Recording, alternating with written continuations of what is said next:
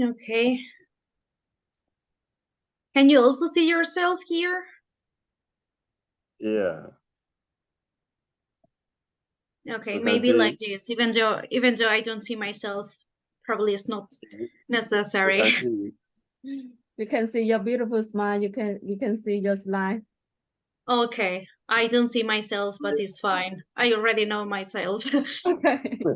Okay, so good morning there, good night here, and good evening in Argentina. My name is Yanira. I'm a second year candidate, PhD candidate at the University of Complutense University of Madrid, and currently I'm doing my thesis with Christine Mathisen.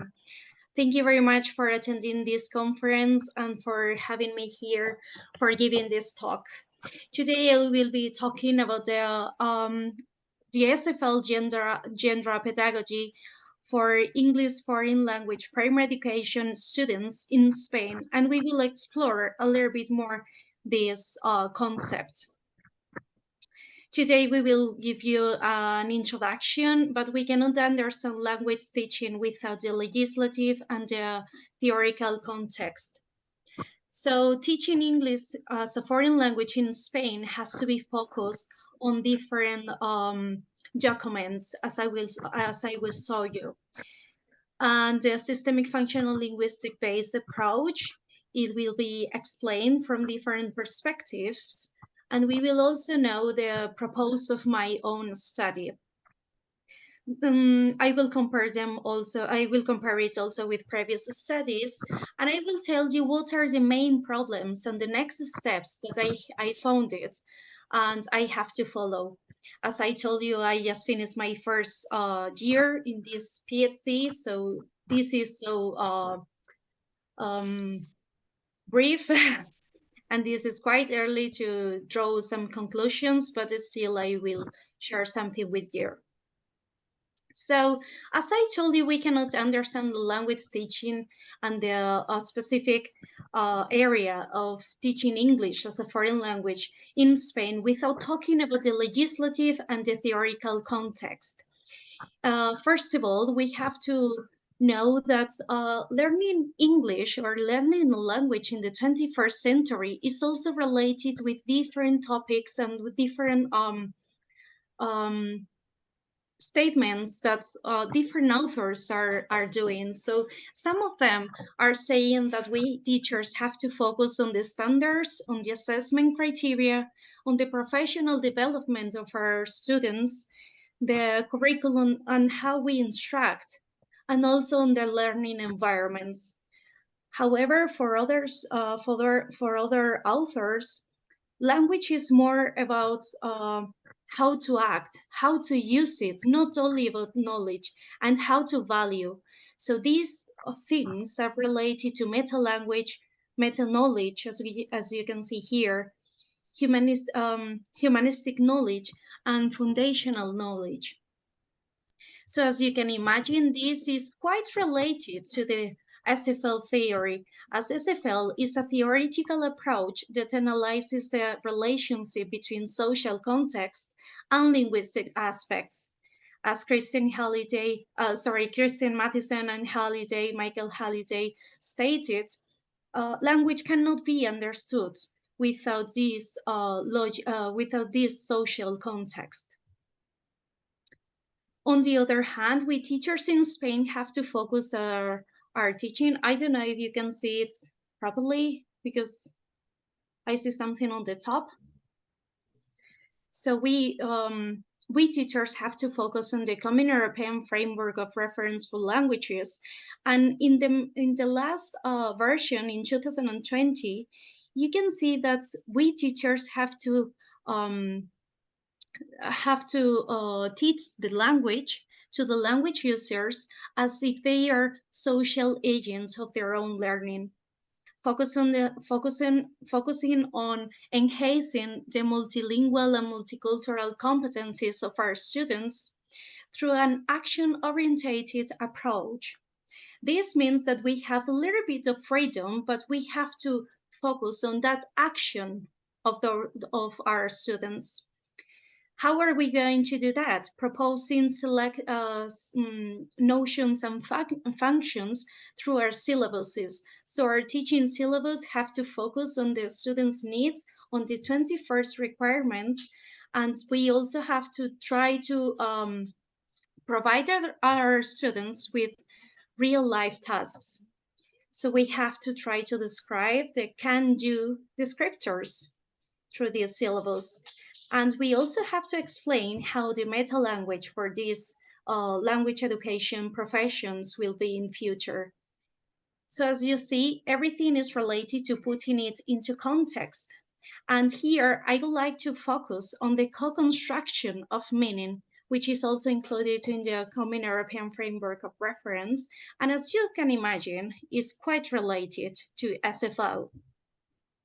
The other law that we have here in Spain is the LOMLOE, which is the Organic Law on Education and is nationwide.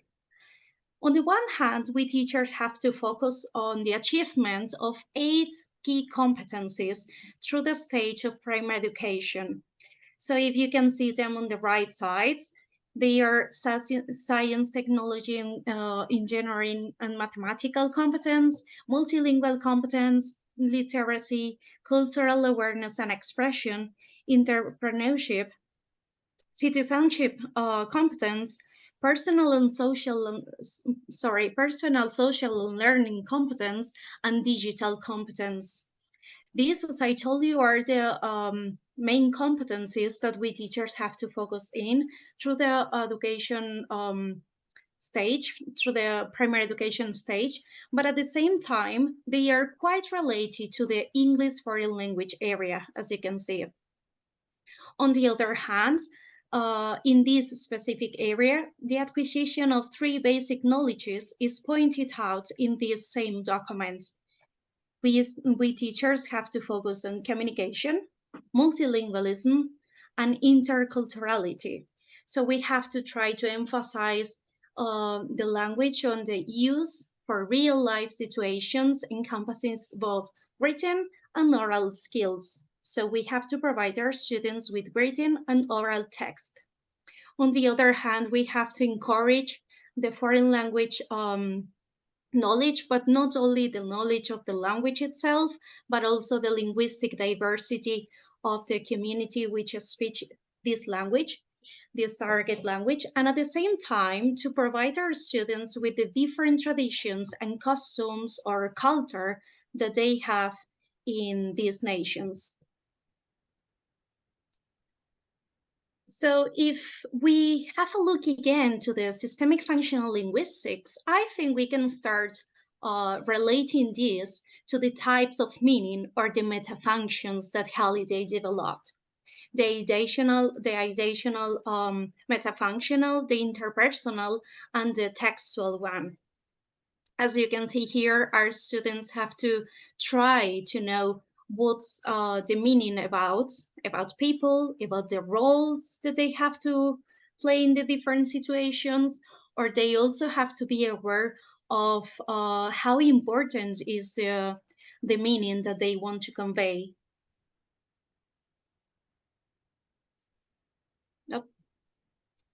So teaching foreign language in Spain have to be focused on the teaching methodologies and then the teaching laws, but those are quite long texts, and we teachers have to try to interpret them if we want to convey meaning and put it into context. So as you can see here, we have to try to teach into a communicative methodology, but we teachers have quite a lot of freedom to choose the kind of methodology. We also have to try to include all our students and be aware of the diversity into our classroom. So we have to try to develop a meaningful teaching planning, and we have to focus on a formative assessment. And as I told you, on the achievement of those 8 key competencies that our students will require at the end of the primary education stage. But as I told you, we still have a lot of freedom to design those syllabuses. So why not to focus on SFL? If there is a magic recipe for using a language efficiently, I think it will include system of meanings, forms, functions, sociocultural dimension, context, and semiotic systems, and social purposes. So if you realize here, we have the magic formula of SFL. If we have a look to the different textbooks that our students may find in their classrooms, or the teaching resources that we teachers have for teaching English to Spanish speakers, we can see that they are quite varied and they are multimodal. They provide a multimodal discourse. If we analyze their websites or the preamble of the books, you can see that they say that they try to be um, focusing on different content criteria and learning styles and so on. So we can focus on clear and values. They also say that they provide a lot of different vocabulary, reading and listening skills, and they also stress on grammar practice. But if we have a closest look to it, we can see that some of their activities are related to listening and point, listening and repeat, listen and read, ask and answer, and look and say. And in many occasions, those activities are not well put it into context. So vocabulary is learned in isolation. However, if we value the applications of SFL, we can go a little bit more in depth, and I'm sure that this didactic application can significantly benefit the language learners, as FSL-based pedagogies provide a communicative purpose, so the language is put it into context for achieving social um, sociocultural backgrounds to promote literacy, not only oral or written, but both of them together, systemic links, but also expressing the content. How to do that? We introduce real live activities. So as you can see, the contribution of SFL to the foreign language teaching is quite rich, and it's mainly focused on meaning, context, and function. So I thought that developing a study, a PhD on this regard will be quite interesting. So the purpose of my study was to empower our students using a genre pedagogy based on the meaning-based theory of SFL and the teaching learning circle as language teaching as a language learning tool in English foreign language, focusing on the students' learning process and outcomes. This is quite important. My intention is to focus on the students' learning process and outcomes rather than on the analysis of the teaching practice itself, or I don't want to analyze the teacher's perspective, but the students' one. So we have to focus on these two things. My study tried to focus on primary education and in the Spanish education context. And bearing this in mind, I can tell you some of the first research questions that I draw at the beginning. I start asking myself, what are the contributions that's excuse me, what are the contributions of linguistics to foreign language teaching, and more specifically of SFL? How has the teaching learning process changed thanks to functional linguistics in Spain, and more specifically in this stage in primary education? Can systemic functional linguistics help primary education students to achieve their communicative competence? And if so, yes, how? So I started focusing on the previous studies, and my preliminary findings are quite interesting. As you may know, there are many different approaches that's based on this SFL theory. The teaching learning circle is this one, but it has been developed for many different authors after Martin and the Australian school in Sydney. And if you are not aware about it, it's just a circle that is deconstructing the knowledge and helping teachers to make a more meaningful instruction. So first of all, for example, we can focus on the content, what is happening, how are the people or things involved. We have to analyze the text, and then we have to interpret it.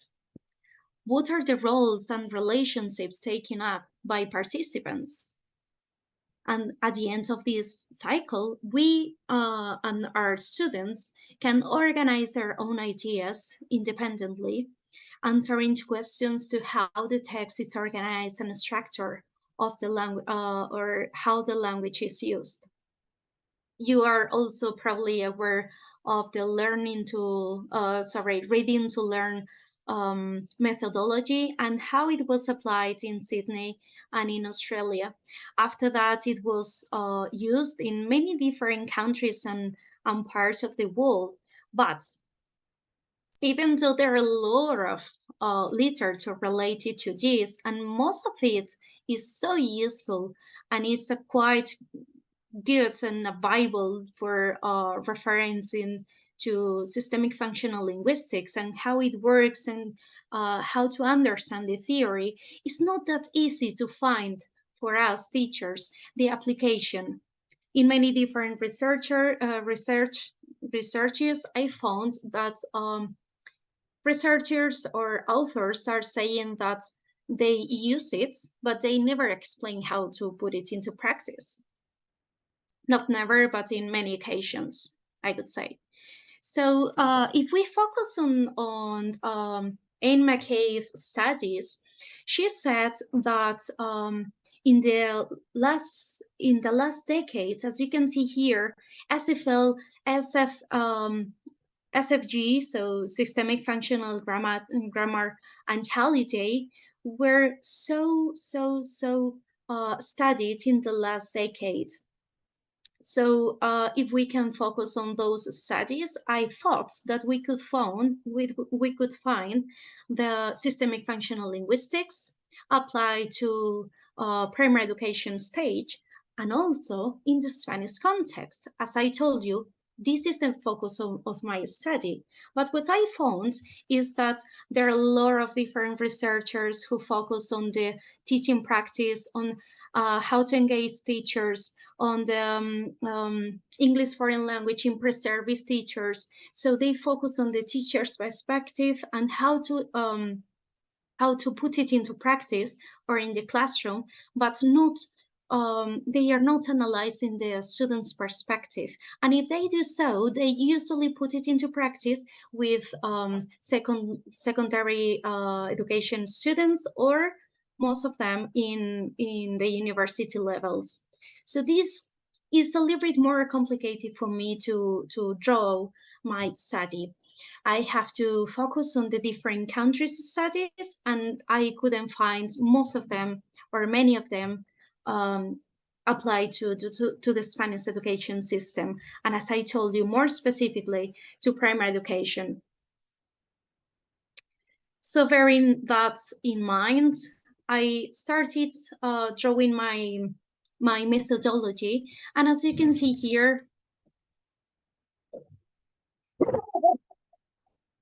this is a mixed method approach, the one that I'm proposing.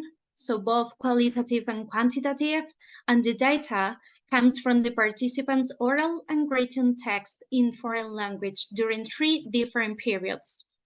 And it is scored and analyzed to check students' level of proficiency in linguistic improvement. So the main focus or The main focus of this study is not only about written skills, but also I would like also to stress on oral skills. There are few authors that are already doing this, such as, for example, Erato, but I think that we still need to explore a little bit more this field. As I told you here, I started dropping some kind of statements for drawing this methodology. And I would like to focus on the systemic functional linguistic based approach through the teaching learning cycle. So at the beginning, I thought that we could divide the study into three different terms and at the and, and in four different phases. So in the pre phase, I would like to provide my students with a pre-test. Then I will see their evolution through this teaching instruction with a while test. Then we will have to adapt our teaching to make some adjustments after the analysis and the data that we collected. And finally, we have to do a post-test to better know how SFL instruction influenced or not, or how beneficial it was on the teaching practice and on the students' performance. However, even though the study is not concluded yet because it's not put it into practice, um, we can say that some of the expected results could be to implement an SFL-based approach to teaching English as a foreign language in primary education will help these primary education students to improve their linguistic skills in the target language, which is English in this case, and to achieve their communication goals. So try to put the language into context to achieve their communicative goals and to do things with words. And on the other hand, I think that also teachers will see some benefits and will also reach the new teaching and learning goals, the ones that I told you that we have to do, the teaching requirements that we have to do, achieve in Spain. So those are established in the organic laws in Spain, and we have to work for the achieving of those through the academic year and at the end of the primary education stage. But as I told you, there were some problems in between. And the first one is the teacher implementation of SFL-based instruction. As I told you, this is a kind of theory that was not quite depth studied in Spain, and more specifically in the primary education context. So teachers should know before the instruction about language. So they would have to have some language knowledge expertise. They will have to structure their instruction and also to construct meaning, to know how to construct meaning, how to do meaning. And on the other hand, this study cannot go straight to the primary education students' performance and how they get beneficial from this practice. Because first of all, we have to focus on that teachers training on FSL. Then we have to adapt the SFL approach and the if we use the teaching learning cycle to the Spanish education requirements and the needs of our specific students. And on the other hand, we have to teach, analyze the primary education students' results. So it's not only about instruction and it's not only about how to convey this study, but also about the results that we expect. But as you can see here in this study, we have to follow so many different steps before to arrive to those final conclusions that I told you. So hopefully in next conferences, I can tell you a little bit more about this, and update you with my new findings. Thank you very much for your listening, and that was all. That's excellent. Thank you very much, Janira, for sharing with us the design of your PhD project. I think it's a really important project, and really look forward to hearing from you regarding the findings of your PhD. And at this stage, any questions or comments or feedback for Zanari, everyone? Yeah, just to say well done, Yanira, for a wonderful presentation. Thank you. Thank you very much, Peter. I was there with you at Tunisia when you presented the introductory aspect of it. And I could see within a short time, you have made a significant progress. So kudos to you. So keep on pushing so that you can finish in no short time at all. I wish you all the best. Cheers. Thank you very much. I really appreciate it, Peter. Yeah. Thank you, Peter. That's a really nice comment and encouragement. Any further thoughts, everyone?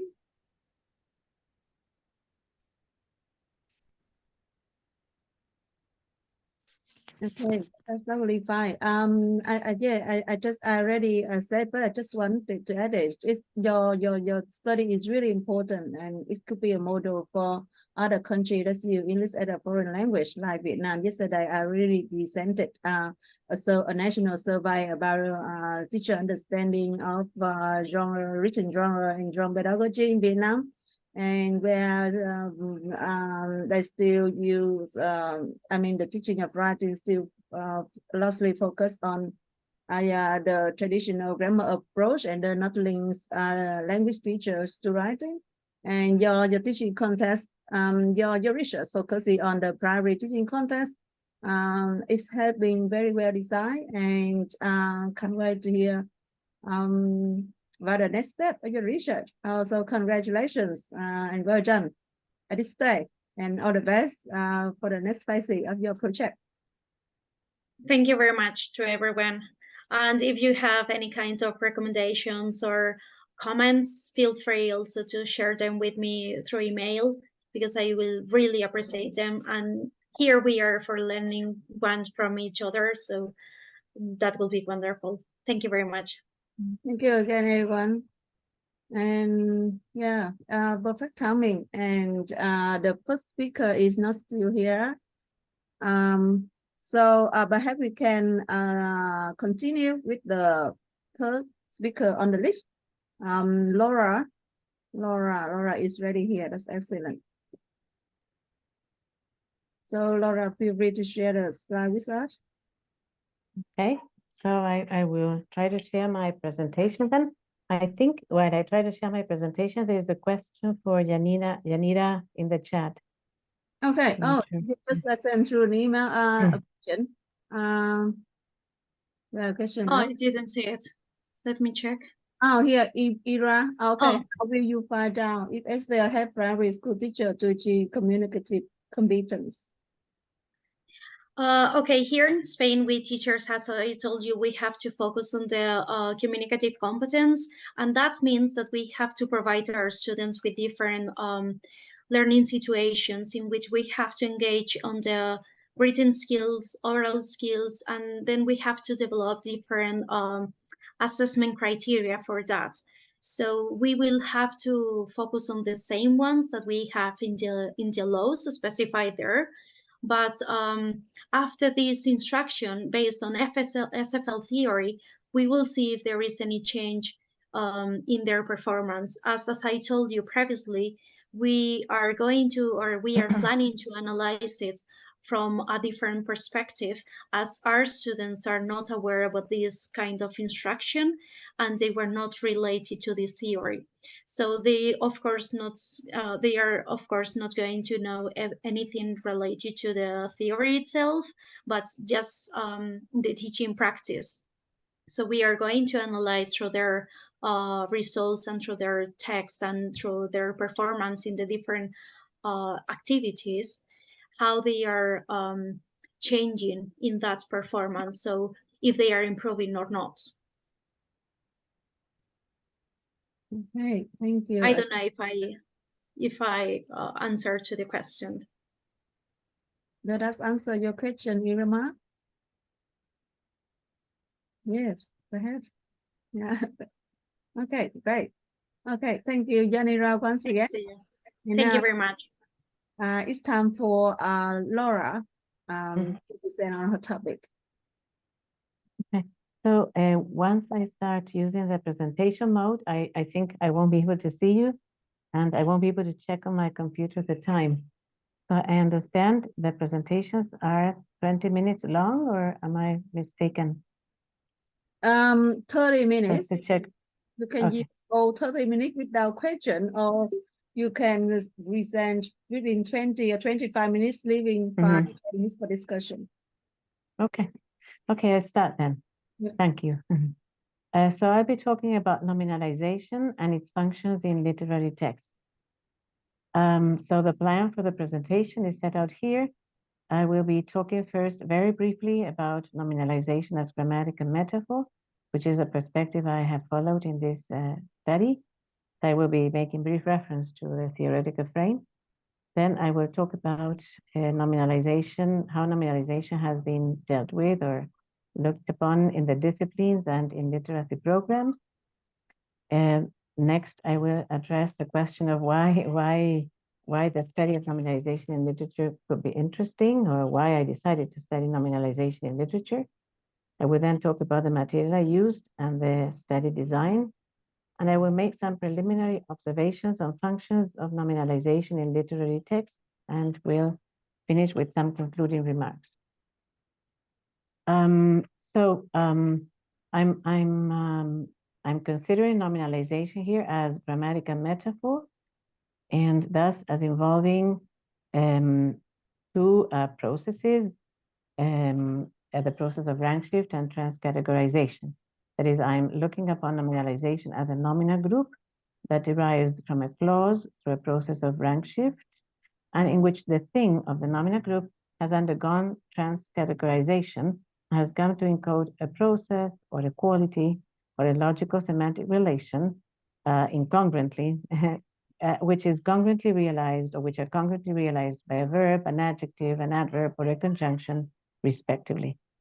I am following, so the notion or the concept of nominalization as set out in the literature below, in Halliday's Things and Relations, in Halliday and Matheson's Construing Experience to Meaning, which has a whole section on nominalization, and in Matheson's Lexicogrammatical Cartography, Halliday and Martin's Writing Science, and in Martin's Devilifying Grammatical Metaphor, Incongruent and Proud.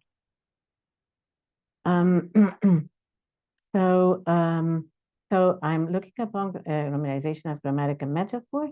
That is not just as any nominal group with a derivation and noun as thing, but as one that involves tension between the semantic stratum and the lexicogrammatical stratum, as it realizes a process, quality, logical, semantic relation non-congruently as a thing, as I said before. It is thus an extended resource of the language, which allows us to expand primarily the ideational and meaning potential of a language, but that performs other functions too that I will be looking at in a minute, related to other meta functions, which makes for a reification of the constituents of the ideational structure of the clause. That is, that makes these constituents, process and qualities, and either realized as adjectives or adverbs, and logical semantic relations as things. This is why I speak about metaphor and saying something and meaning a different thing. So examples of nominalizations of grammatical metaphor drawn from the literary text I used for this analysis, so as to consolidate what this idea of what I mean by it, are found in these examples that I have drawn here from. In this example that I have drawn here from one of the texts I analyzed by Kate Chopin, the Loglet. So we can see here in this text, maybe you can read it or skim it or read it very quickly as I speak. So 2 nominalizations here, growing used to the terrors of war. The terrors of war is 1 nominalization. And then 3, sorry, it's pathos, another nominalization, and the tears that were brought to his old dim eyes. So the impact versions of these nominalizations will be he had grown used to the fact that war was terrifying. There is a meaning of attribution. There is an attribute there expressing a quality of war. But in the nominalization, there is a second meaning of terrifying of this quality as an abstract entity, which makes it possible to name and classify the different terrors of war.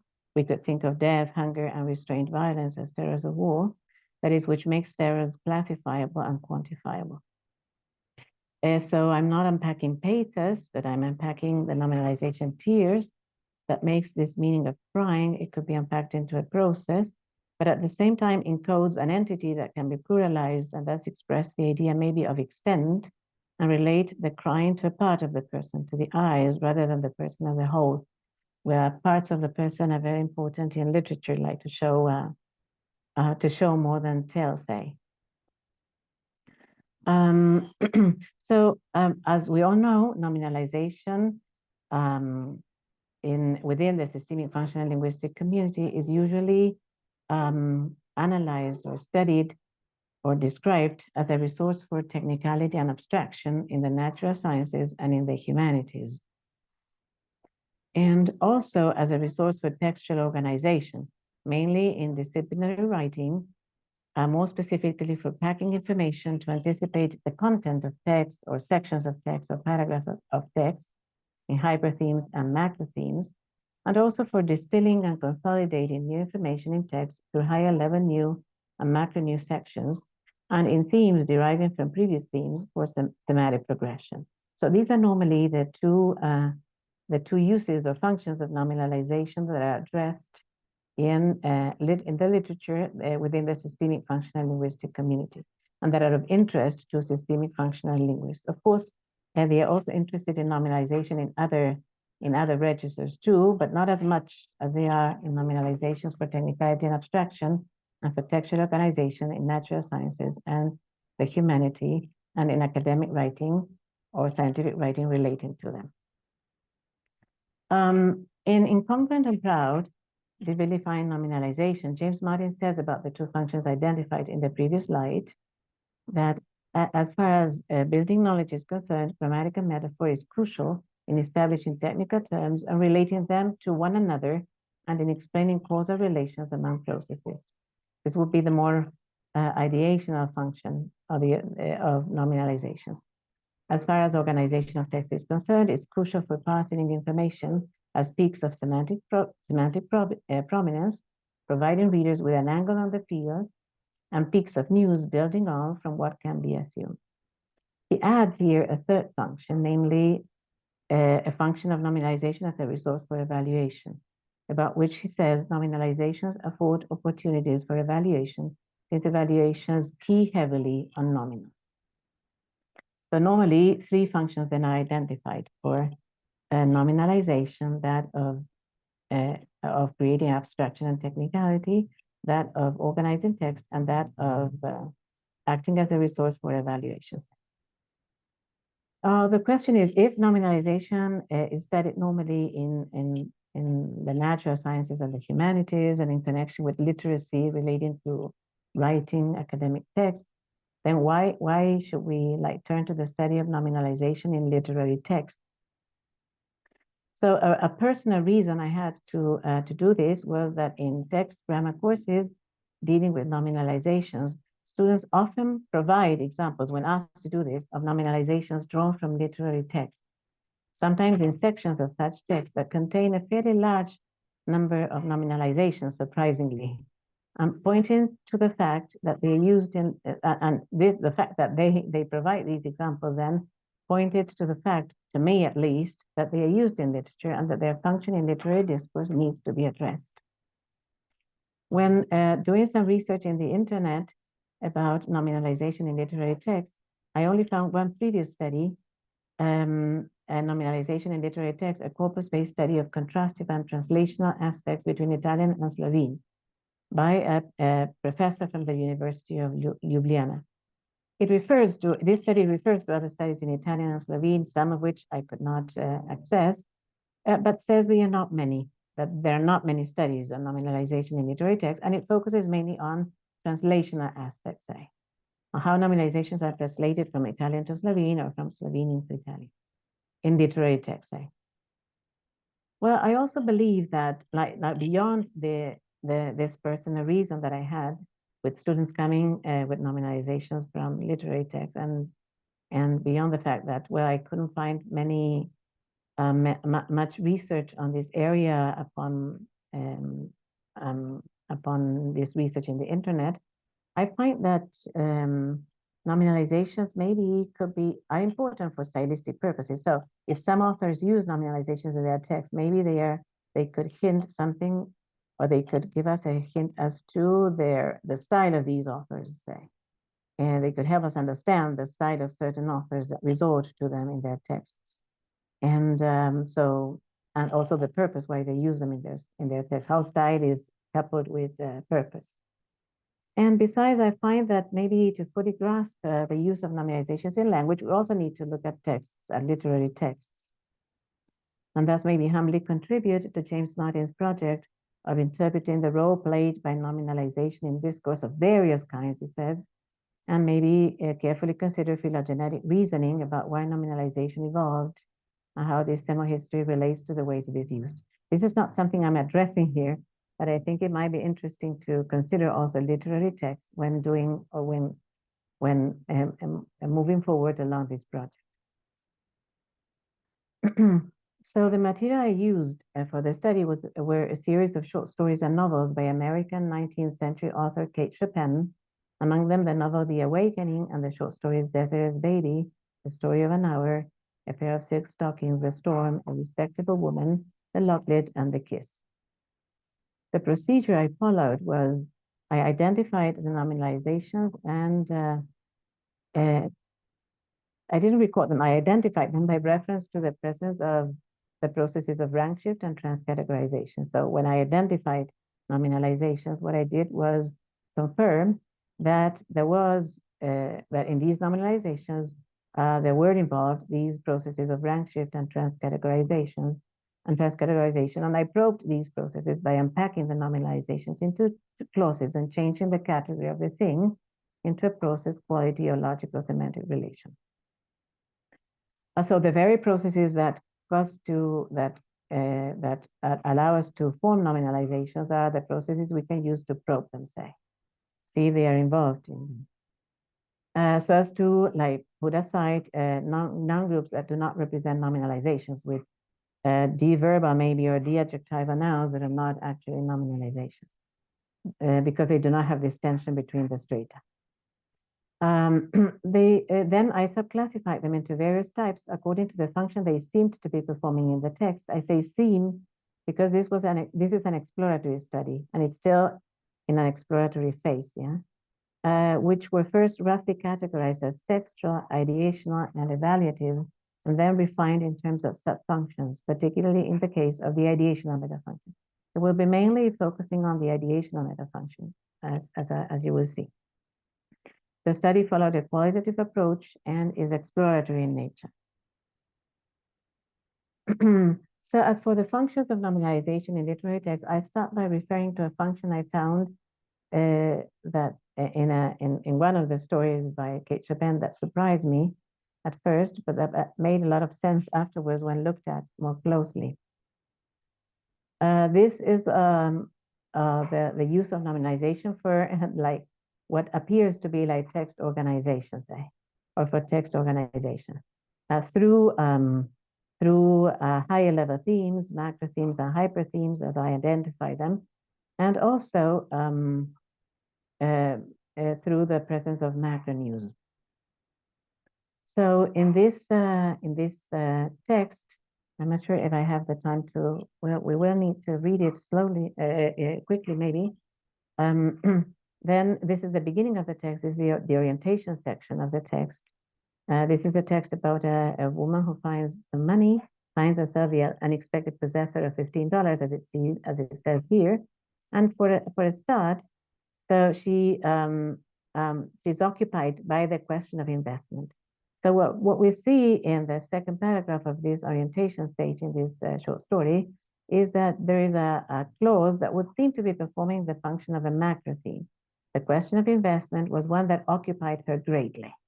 So after this, so I say macro theme because after this, the idea, the question of investment expressed by means of a nominalization. So she asked herself about how to invest this money, say, that would be the more congruent or straightforward rendering. This is elaborated on by a number of clauses that show her occupied in deciding how to invest this money. She walked about apparently in a dreamy state, absorbed in speculation and calculation. She did not wish to act hastily, to do anything she might afterward regret. And then there is a kind of hyper theme coming again, but it was during the still hours of the night when she lay awake revolving plans in her mind that she seemed to see her way clearly through a proper and judicious use of the money. So proper and judicious use of the money being a nominalization that again anticipates what's to come in the next paragraph, where we see her like, again, speculating or calculating how to use then, to put it more straightforwardly than with the nominalization, the money properly and judiciously. And then we have a number of sentences that elaborate on this idea of proper and judicious use of the money. $1 should be added to the price usually paid for Jenny's shoes. Then she would buy yards of percale for new shirts, weights for the boys. So she would be investing this money in different things. We see this in the clauses for her children. And then it ends with the vision of her little brood looking fresh and dainty and new for once in their lives excited her and made her restless and wakeful with anticipation. With the vision of her little brood looking fresh and dainty and new for once in their lives, distilling and consolidating all these ideas she had about what she would do with the money for the sake of the children. So the use of nominalization for text organization is not very frequent in Chopin's text. This is actually the only instance found, but I find it interesting to note that it is found in the orientation stage, in which the main character is introduced in terms of distinctive features of her personality as a caring mother with restricted economic conditions, concerned about providing as best she can for her children, and as a mother who postpones herself. Then the periodic pattern that is created through nominalizations in higher level themes, anticipating the focus of the section on the question of how to invest the money, in combination with a series of sentences elaborating on the speculations and calculations that it involved, serves to set up clearly and consolidates through a macro new an even tenor of existence for reference in the rest of the story, where Mrs. Summers gives in to small pleasures she had been depriving herself ever since she married and formed a family. So I think that it's not surprising that there is this focus on, there is this use of textual organization, because the orientation is very carefully fashioned so as to provide an even tenor of existence that will then be disrupted when Mrs. Summers gives in to small pleasures that she has been depriving herself of, that prepares for the conflict in the story. And that will move the story forward. So a major function of nominalization in literary text, I think, is abstraction. An abstraction of a different kind, say, than the abstraction you find maybe in the human sciences, as referred by several authors, but mainly by James Martin. In literature, there is an abstract expression of attributes, both physical and personal attributes, in narrative pieces, both from the perspective of the narrator and also from the perspective of characters that are the center of consciousness in the narration, say.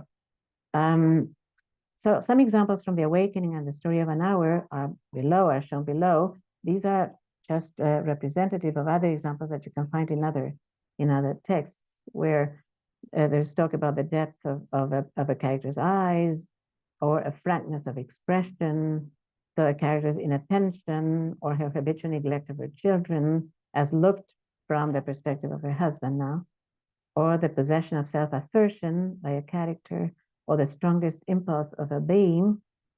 So this possession of self-assertion as a strong impulse of her being. And then some characterizations of Creole women from the perspective of one of the characters who's the center of consciousness in the narrative, The Awakening, and Mrs. Montpellier. She notices in them an entire absence of prudery, that is, of prudish behavior. They are not at all prudish. They're not prudish at all. And she also notes their freedom of expression, how they express themselves freely, and how this can be reconciled with a lofty chastity. So one would expect that freedom, this expressing themselves freely, would make these women, so maybe in the context of the story, not chaste, or I don't know, prone to infidelity. But then she sees this reconciling with a lofty chastity in their Creole women. So there are personal physical features and personal features expressed in very abstract ways. These nominalized expressions of personal and physical features contribute to a story that is marked by a high level of abstraction, or a literary piece that is marked by a high level of abstraction, in configurations that are central to the purpose of the story, as in he reproached his wife for her inattention, her habitual neglect of the children. This configuration with nominalizations expressing attributes or behaviors as targets. So we are no longer interested in the wife's attributes, that she was inattentive, or that she or her behaviors, that she neglected her children.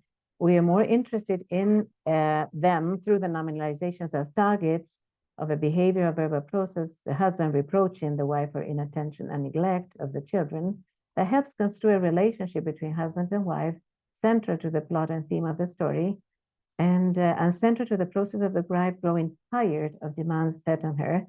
This is in keeping with Chopin's, as you know, feministic interest, or interest in feministic themes, and finally seeking to break free from them in various ways.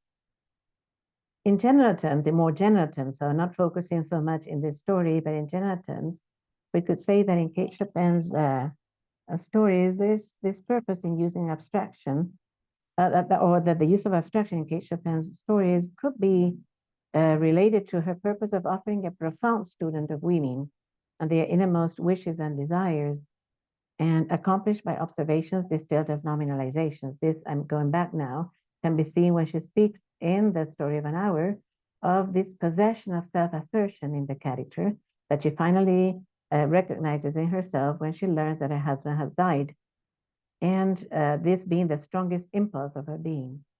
So this abstraction in Kate Chopin seems to be related to the purpose of offering a profound student of women and their innermost wishes and desires, those they do not reveal to others, maybe, accomplished by observations distilled through nominalizations.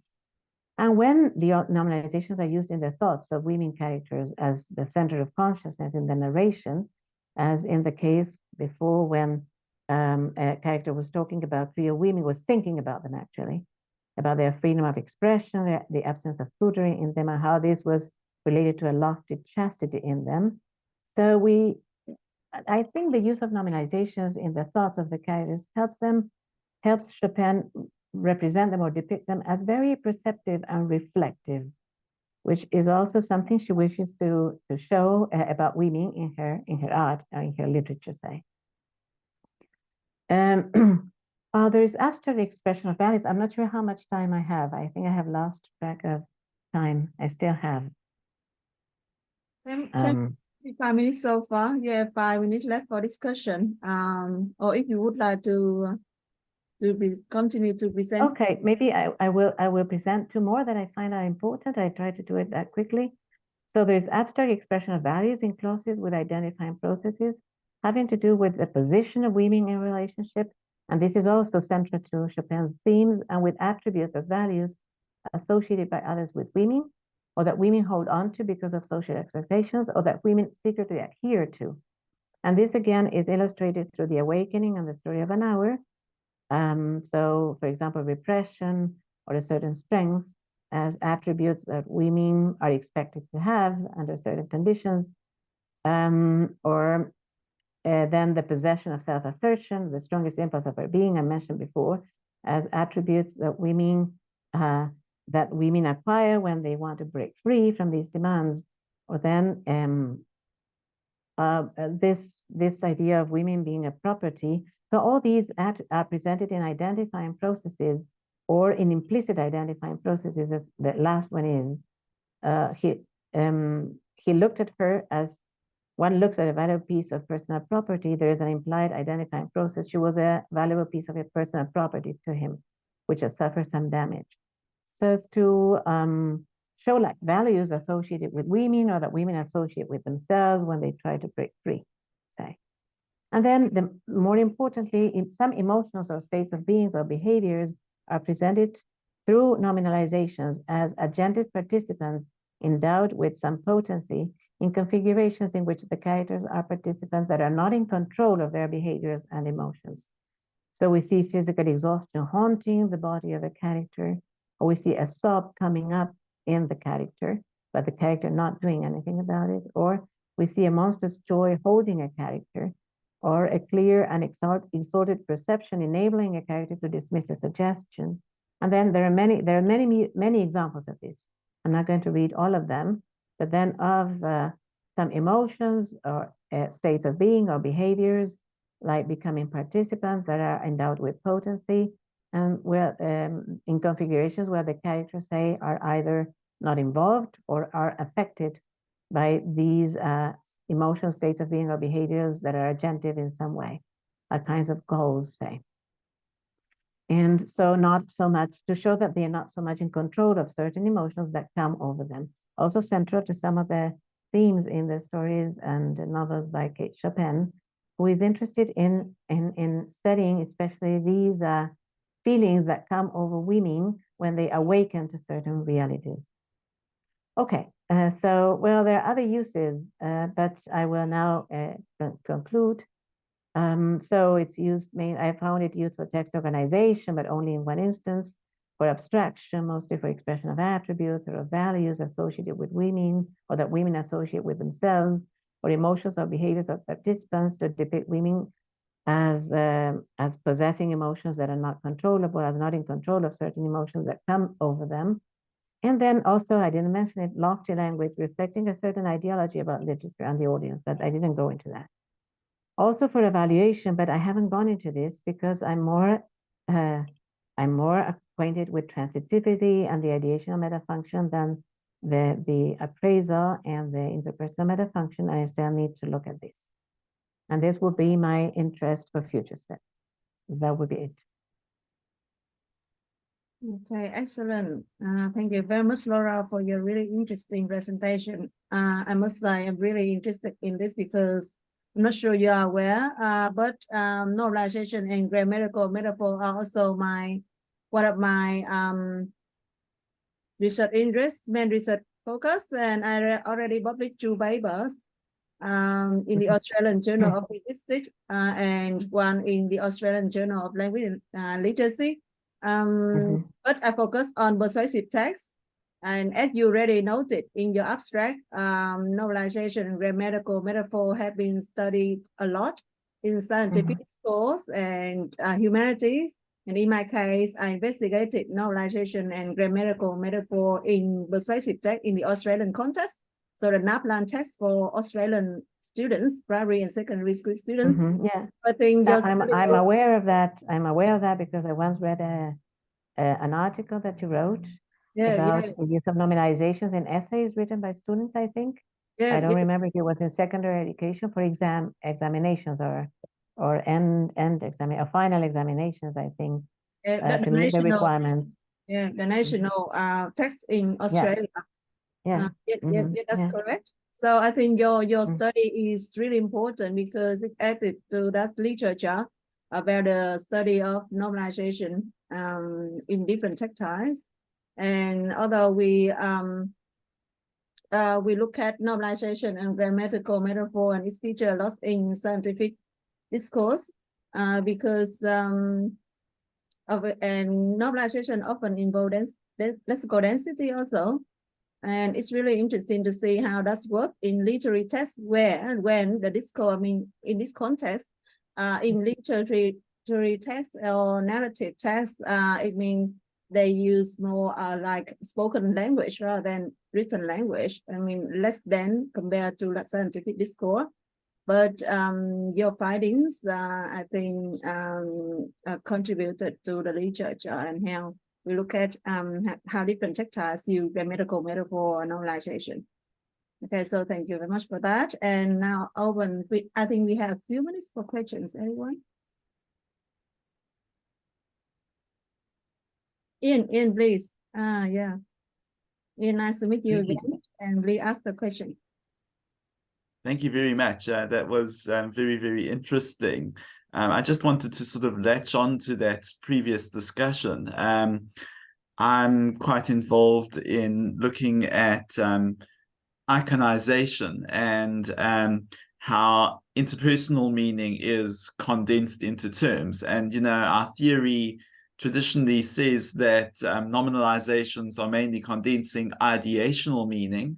But there's been some very interesting new research coming out about how it also can sort of function as a way of instilling interpersonal meaning as well. And there's sort of discussion about what's called axiologized technicality or axitech, where technical terms are sort of concentrating interpersonal meaning. So I'd be particularly interested to see what you find when it comes to evaluation. And that's why I think that looking at these novels is a particularly interesting place to see what nominalization is doing. So I guess that's really more of a comment than a question. But I'm excited to see what you find out next.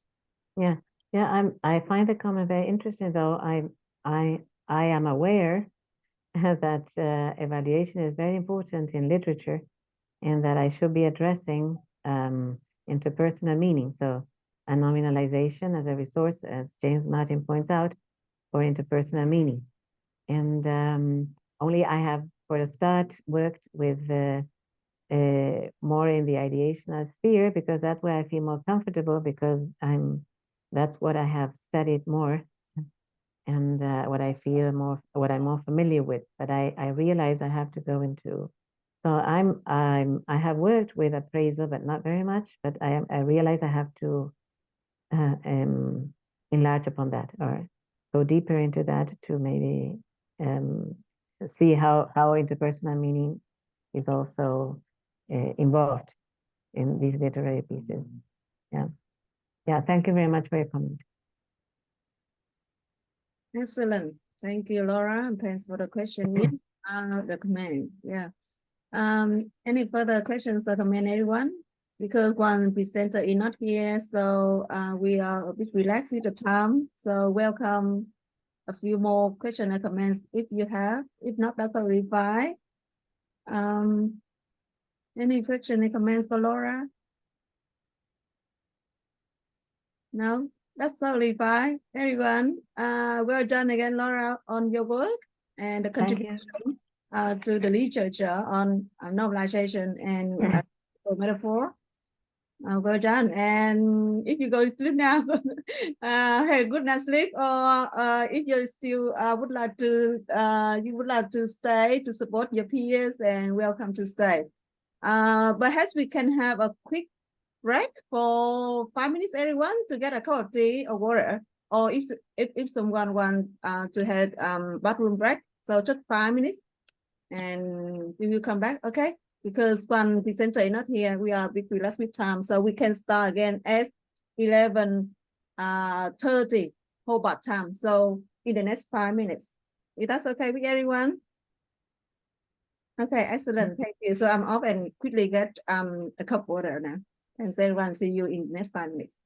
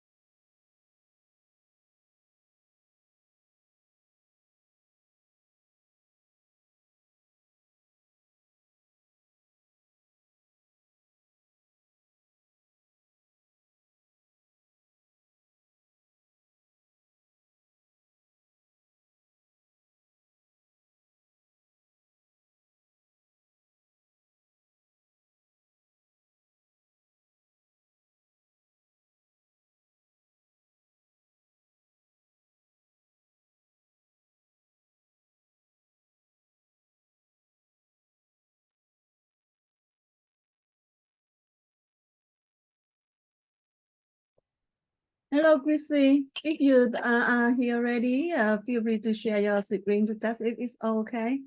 If not, we can start at 11:30. 2 more minutes.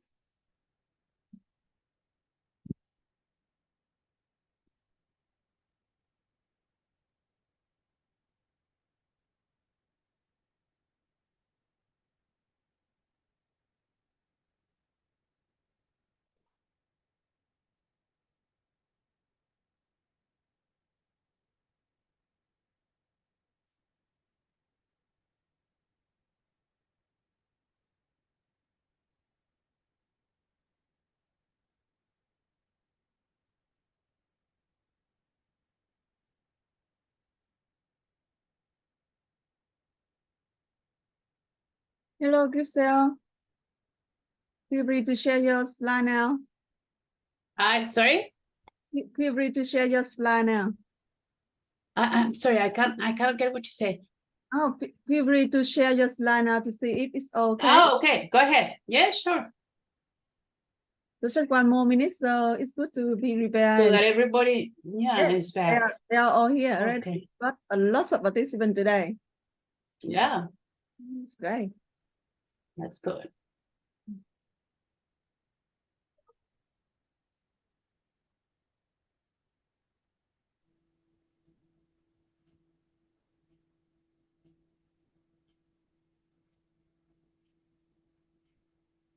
Anyways, it's not just my presentation. I'm the one that appears in the program, but Gonzalo Dominguez, who's here as well, is presenting with me. No, he just He's one. yeah, he just I just saw him now. Yeah, he's here. Hello, I agree. Yes, hello. We have been waiting for you, and to say time I already asked to presenter develop their topic. So it looks like we now on track. So are you happy for Grisel to present first, given that what time is it at your place? I agree. Yes, I'm ready for presentation. But what time is The it also, now? What time yes, is what time is your place now? okay. This time is 3:30 a.m. Kenyan time. Oh my God, 3:30 a.m. Yes, I've just have the problem with the internet this side, Okay. and that's why I was not able to join in on time. Yeah, But yeah. kindly allow me present. Okay, that's totally fine. That technical issue happen from time to time, and especially our conference includes people all over the world. I'm going to ask Grisel to present. Are you happy with that, or would you like, because now you are the first lot and now the third, the fourth. Is everybody happy with Grisel presenting first, or we invite I group to present now? Because we say at the 4. It's the same. It's the same for me. If you want, I agree to present now. It's okay. Okay. No problem. Okay, Yeah. that's great. Yep. So go ahead, Grisel. Go ahead. Okay. Thank you very much. I very appreciate you for the offer to present at this conference. Yeah, and you will present after Grisel agree. So after Grisel. Okay, go ahead, Grisel, with sharing your slides. Okay, I'm sharing my slide. Just a minute, then you'll have my slide on the screen.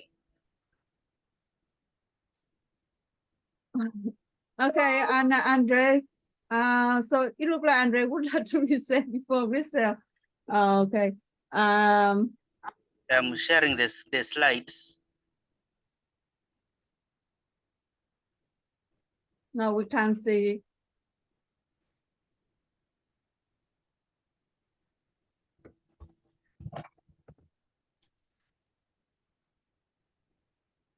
Okay, if you are having technical issue, perhaps you can check and wait until Grisel finishes her presentation. Is that okay, everyone? So, and we just look at just investigate your issue on your side, and to save time, Grisel, you can present first. So, Grisel, please share your screen. You are on mute. You are on mute, Ripsel. There's a recorded video. Am I supposed to present it or are you supposed to present You it? please go ahead because April is still having issue. So you please. Okay, but I don't have it at hand.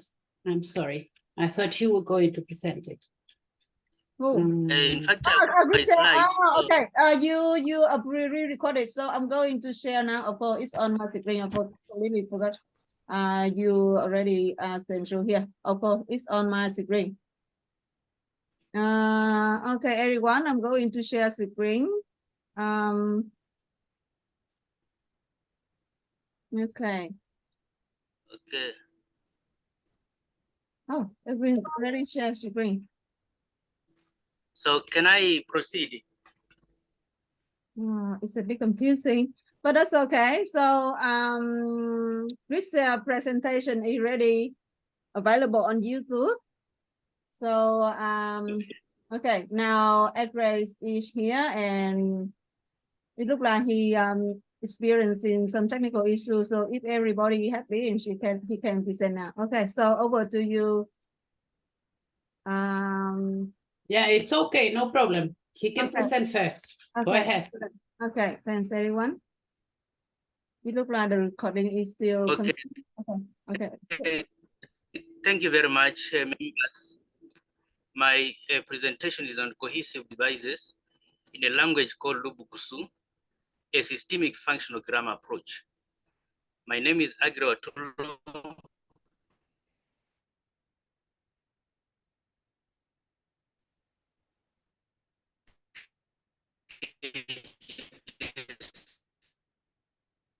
Student, the Kipia University public talk about the implications of the study, and then I will end up with the conclusion of the study.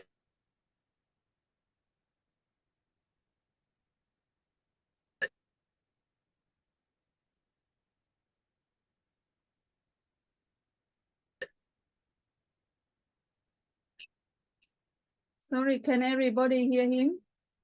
It looks like I can't hear him clearly.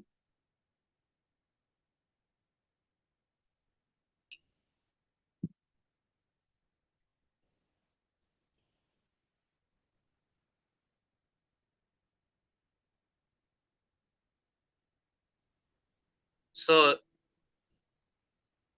this study investigates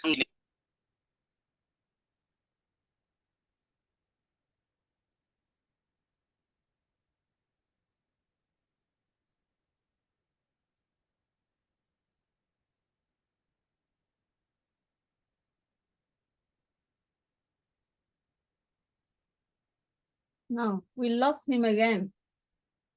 Okay, so it looks like he having issue. He has been issue with technology. so He back. in light of this, the present study provides a set of cohesive devices, position of usage in a sentence, and the function they operate in syntactical structures. The study looked at how clauses are expanded, extended, and enhanced.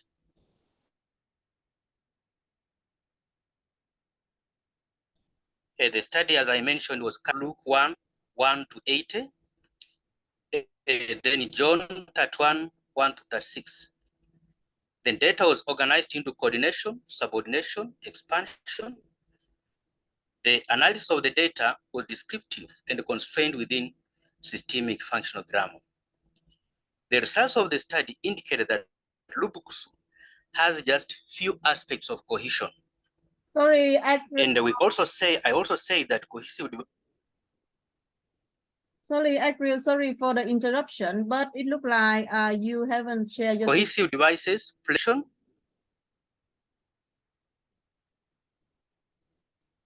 Okay, so Mina, there's no screen there. No, we just lost you. It looked like there is an issue with your internet, so we lost you. You need to share your screen again. Okay, just let me just do so again then.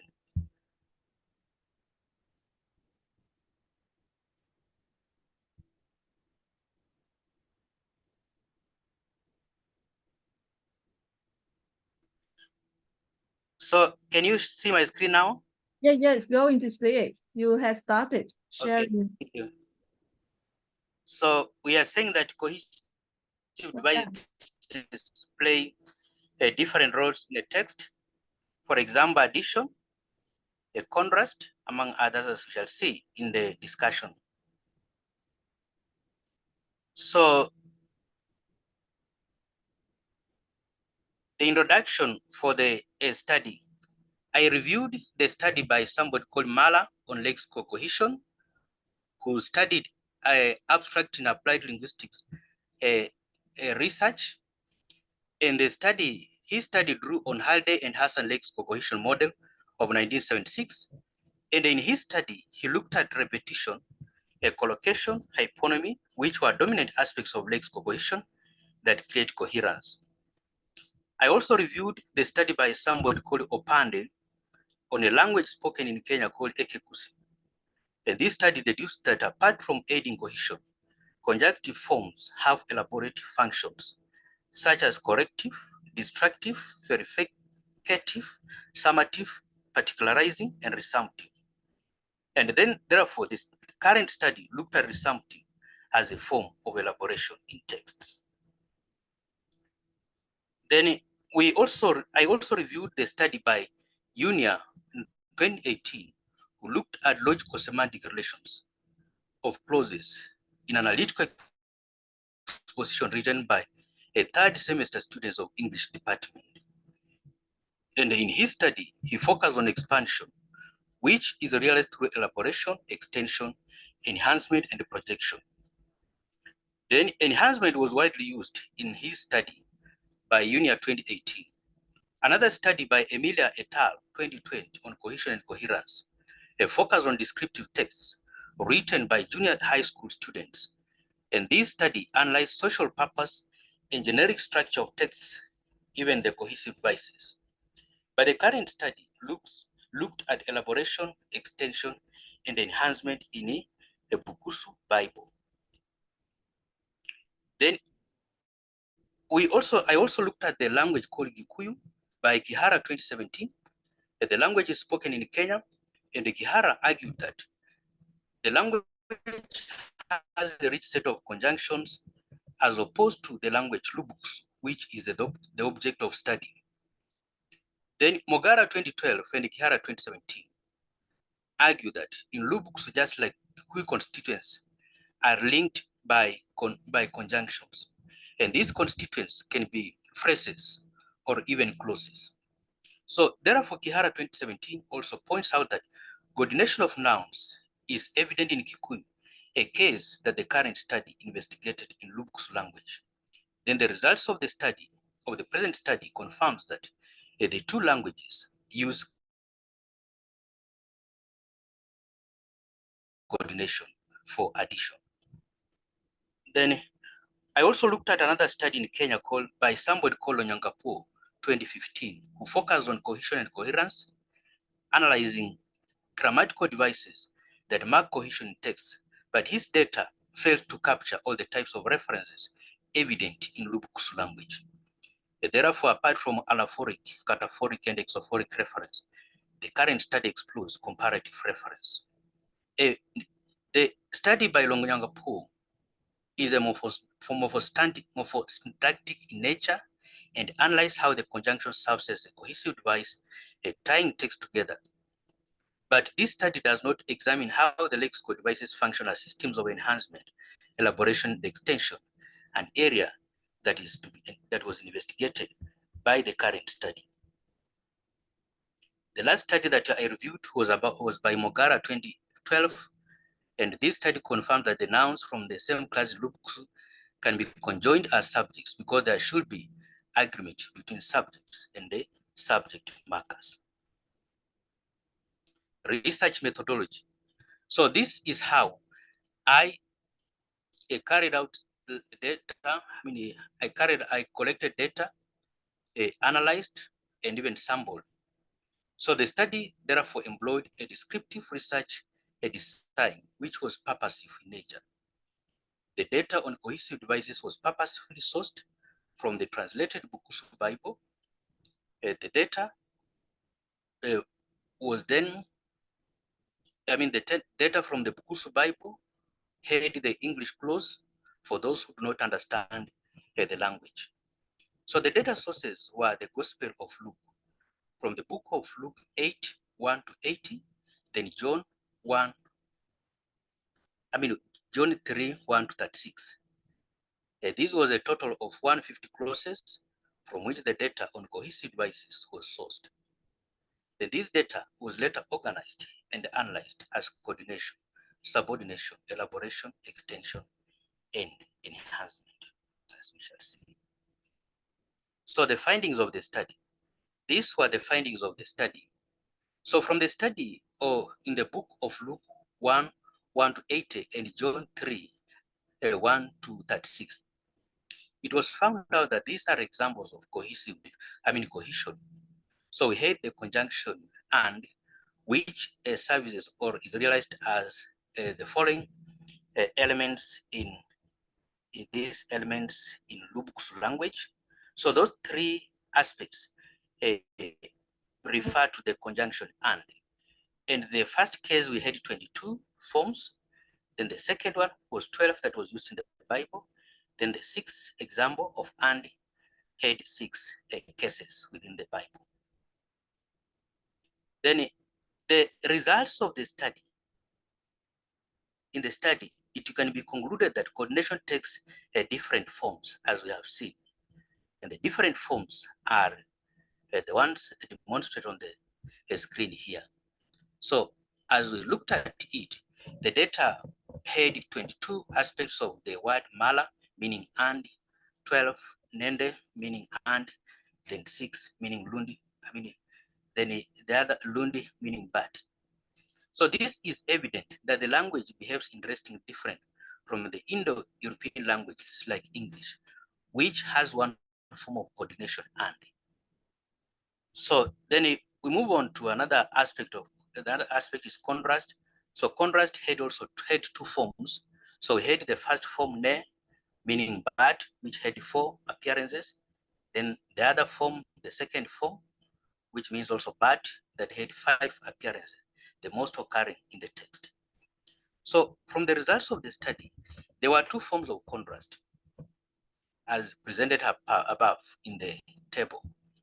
So the data from the Bible text is noted that there were 2 aspects of contrast, but, and the context and the position of usage varies, as will be explored in the following sentences.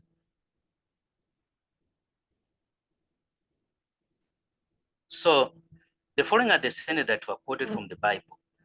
There is a version of the language, Lubuksu, and there is an English version.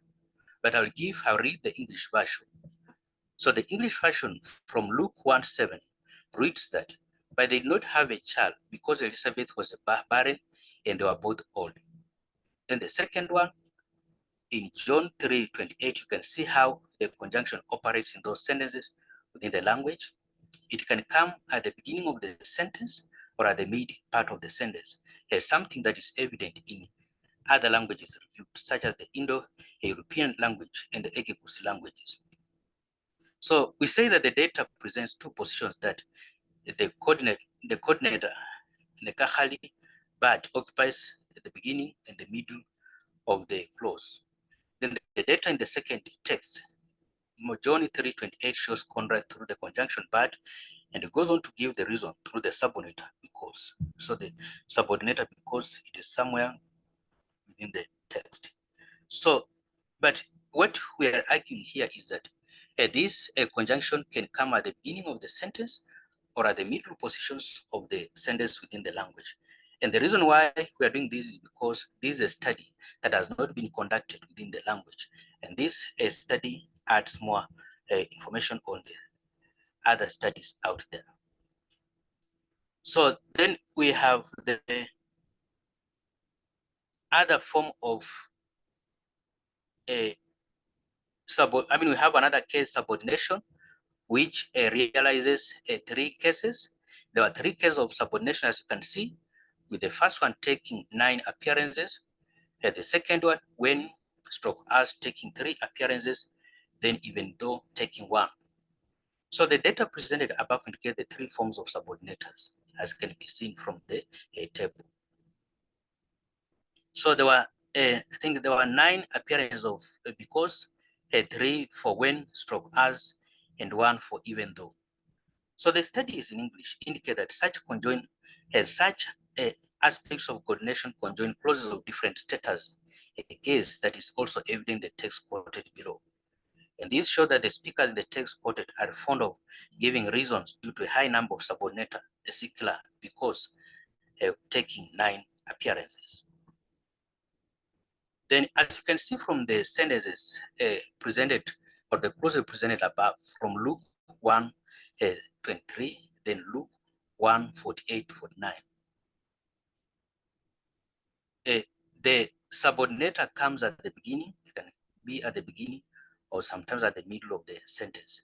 But in this study, we realize that the subordinator nga, which is realized in English as always in the text, took the initial position of the clause, while the subordinator, the second one, secular, which means because it took the middle position of the, was used mostly by speakers within the middle positions of the clause.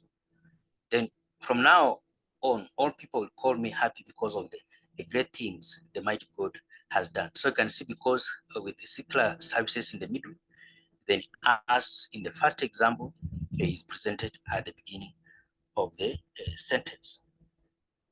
So then from the data above, subordinators, just like in other languages reviewed, is used to conjoin clauses of different status. Therefore, in this case, one clause is independent, which is the main clause, and the other is a dependent clause, which is subordinating to make a subordination, function. Then, as from the data review, the subordinator nga, when stroke as, was used at the beginning, as earlier argued. Then the second subordinator, because a secular, came at the beginning of the middle position of the 2 clauses, a case that is similar in Indo-European languages, such as English. And such was a case that was similar with languages reviewed, as argued earlier. Then subordination, there are 2 structures of subordination. So as mentioned, so we have the first subordinator called in a language presented as secular. When it comes at the beginning, then it is presented that way. But if it comes in the beginning, then we drop the particle ne, then it remains with this part. So something that was evident in Luke 1:20, then Luke 1:17. So whenever this subordinator comes at the beginning of the sentence, then it serves it this way, because, but if it comes at the end, then this is the case that we can see. So then in the sentence we have Luke 1:20 in English, because you have not believed, you'll be unable to speak. You remain silent until the day my promise comes true. Then the second one, you'll go ahead of the Lord to prepare his road for him to tell his people that will be saved because they will be forgiven. So you can see the appearances of those 2 forms of subordinators in the 2 cases of sentences picked from the Bible. So a key feature here is that the former comes at the beginning of the sentence, while the latter is present in the middle, a case that cuts across the studies on with subordinator. So we look at the case of expansion within the language. So expansion was realized as extension, elaboration, and enhancement. So you can see from the table there are those subtypes that I've quoted. And then there are items, those aspects that were realized from the Bible. Then there is the English clause on that table. So there were 3 forms of expansion as evident in other studies. And I'm going to present a discussion about the same here then. So from the table above, it is summarized as follows. There was no case of extension on that is negative. Instead, we had a positive extension. Then extension is realized through addition, which was a positive. And there were 2 examples of additive. 2 examples as presented in the table. Then another aspect of extensions through one case of adversative but. Then elaboration was also evident through one appearance of clarification. Then enhancement headed 4 cases with 2 appearances for clausal, conditional, and spatial temporal for each. Then in SFG, extension takes additional operation. Then as presented in the table above, Luke's language within the 2 text studies realizes extension through the positive and adversative, although extension can also be negatively marked. So in extension, one clause extends the meaning of another by adding something new to it. Then what we argue is that whatever that is added may be just an addition or else a replacement or even an alternative. Then we move on. Then, so the forms of extension are in the text are explained below. So one process in extension, we talked about addition, and under addition we had additives, which were positive. We do not have the negative. We had adversative, but as mentioned earlier in the data, there was no case of negative addition. So this here is the positive addition that we realize from the text. It's a long text, but there. So in this case, the speaker repeatedly uses the form mala, that is and, to add information on the earlier mentioned text. So the repetition is for purpose of providing more details on the earlier mentioned issue in the clause quoted above. So you can see there are 2 cases or appearances of mala within that particular text. The purpose is just to add details on the earlier mentioned issue. Then we have adversative. Under adversative, we had the adversative negahali, which means but, that was quoted from John 3:28. Then it says, "You yourselves are my witnesses, but that I said I am not the Messiah, but I have been sent ahead of him." So this provides a case of contrast through adversative but, which introduces the second clause, as you can see. So but introduces the second clause. So that is a form of adversative that provides a contrast within the text. We have elaboration in this case. So there are many cases of elaboration within SFG studies, but this study realized one case. So out of 7 subtypes of elaboration, we only realized what we call the resumptive, a kind of elaboration. And the data below quoted gives that case. So there is that a text picked from the Bible, Luke 1:11, and it says, "An angel of the Lord appeared to him standing on the right of the altar where the incense was burned. Whereas as Zechariah saw him, he was alarmed and felt afraid." So the clause with the form ga, which means when as, says when Zechariah saw him, he was alarmed and felt afraid. That was picked from Luke 1:12. It elaborates the clause in Luke 1:11. So the part in Luke 1:12 elaborates that clause in Luke 1:11 as presented above. So in this case, it's noted that there is no new information or element that is added, but the first clause is further characterized and even just elaborated as presented in Luke 1:12 above there. So then we looked at the form of enhancement. The enhancement was it can be realized in different forms. There is that reference of time, place, manner, cause, or condition. But this study only only realized the spatial temporal enhancement through the aspect of time. And as you can see from the text quoted there, there is an English, there is a Kusu version from John 1:29. Then there is an English clause, as you can see. And there's also another text, John 1:35. So the first text reads, "The next day John saw Jesus coming to him and said, 'There is the Lord God who takes away the sin of the world.'" Then the next one reads this. You had 2 minutes left, Akre. You had 2 minutes left. Okay, thank you. I'm winding up. So then the second one is the next day, John was standing there again with the 2 of his disciples. So this was the reference of time, but not place, manner, cause, or conditional. So the only reference that we noted is that reference or spatial temporal, a reference of time, the next day, as seen from the text. So the form of enhancement in the 2 text points at time reference. It qualifies the clause through time reference, and it points out the day for the time the activity took a place. So the implication of the study. So this study is key to the elaboration, to the exploration of cohesive devices in other books. Now that we have only talked about the Bible within the language, but this study is can also help to explore text within songs, narratives, children's stories, and books. And then there was scanned text in the language, and this study adds to the few available sources within the language. The study is important and contribute to the Ministry of Education proposition of the teaching of native languages in Kenya.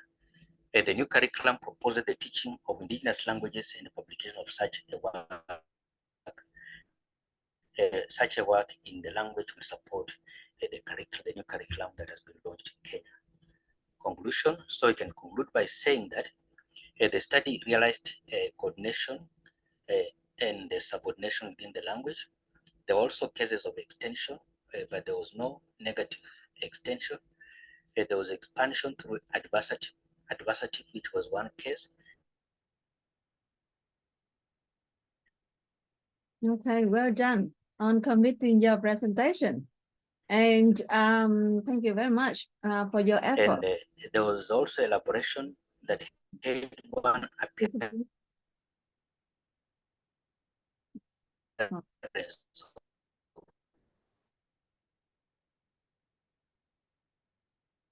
It looks like the internet is... Thank you. Okay, well done. Okay, I'm getting you. Thank you very much. Well done, Alfred, on all your effort and interesting presentation. And one quick question from me. I think we don't have much time for question and answer, but a few minutes. So a question from me, a really quick one. I wonder why you selected Bibles for the analysis of cohesive devices in low cursor. Is there any particular reason for that?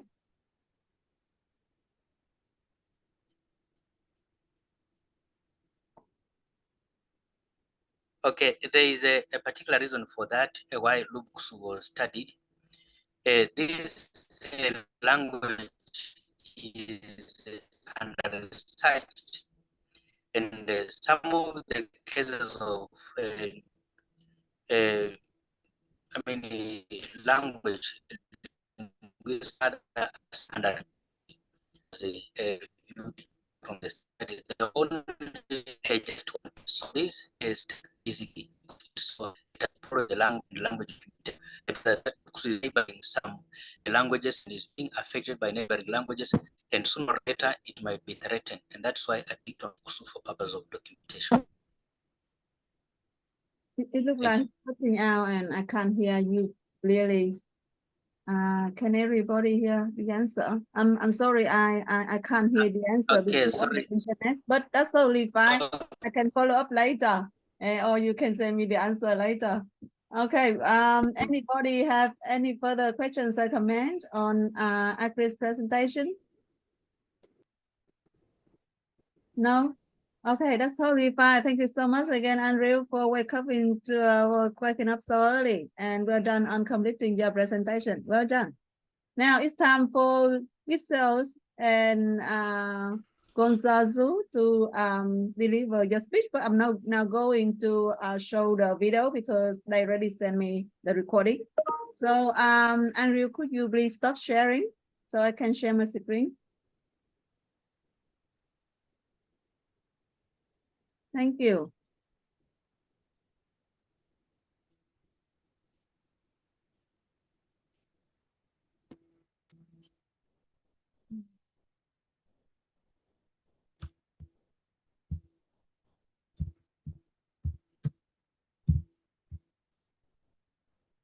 You see this? Hello, everybody. I'm Mrs. Almazo, and I'm going to be presenting with Gonzalo Dominguez, who's a member of my research project. The title of this presentation, which is also the title of our research project, is Macrogenres Short Story and Academic Oral Presentation, Insights into their Genetic Microstructure Potential and Lexicogrammatical Realizations of their Constituents.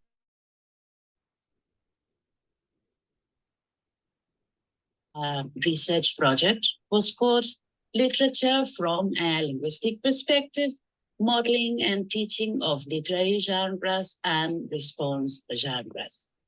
This project was carried out in the subjects Language 3 and Language 4 of teaching, training, translation, and research courses of study of the English department at Facultad de Filosofía y Letras, Universidad de Cuyo, Mendoza, Argentina. In these subjects, literary narrative texts are used as an essential teaching tool to foster students' development of different linguistic strategies or competencies. These texts provide the basis for students to work on and perfect their reading comprehension, as well as their written and oral production skills. That's why one of the purposes of our first stage of our research project was to model the genetic structure of the literary genre short story in order to apply that model to improve students' reading comprehension. And we also wanted to, or aimed at modeling the structure of response genres to help students perfect their oral production skills. Actually, sorry, this is something that I should say here. Actually, we did provide, create a model of the genetic structure potential of short stories and a model of a genetic structure potential of the response genre academic oral presentation. So these are the members of our project. As I said, Gonzalo is one of the members of this project, and I'm the head of this project. The two objectives of this current project are to go deeper into the analysis of the genetic microstructure potential of short stories and to give evidence at a lexicogrammatical level of a structure proposed before, and to give evidence at a lexicogrammatical level in terms of process patterns. It also to go deeper into the analysis of the genetic microstructure potential and to give of academic representations and to give evidence at a lexicogrammatical level in terms of thematic patterns. In this presentation, we are only going to devote ourselves to the first objective, that is that has to do with the genetic microstructure of short stories.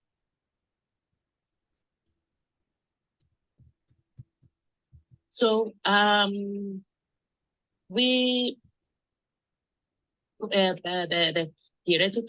theoretical framework of a project is differential linguistics and the notions of genre, macro genre, genetic structure potential, narrative genres or categories of narrative instances in system functional linguistics, that is, recount, anecdote, narrative, exemplum, and observation, which we use for the creation of a model of a genetic microstructure potential of short stories. And I have been mentioning macrostructure potential, and that's because we conceive short stories as macro genres.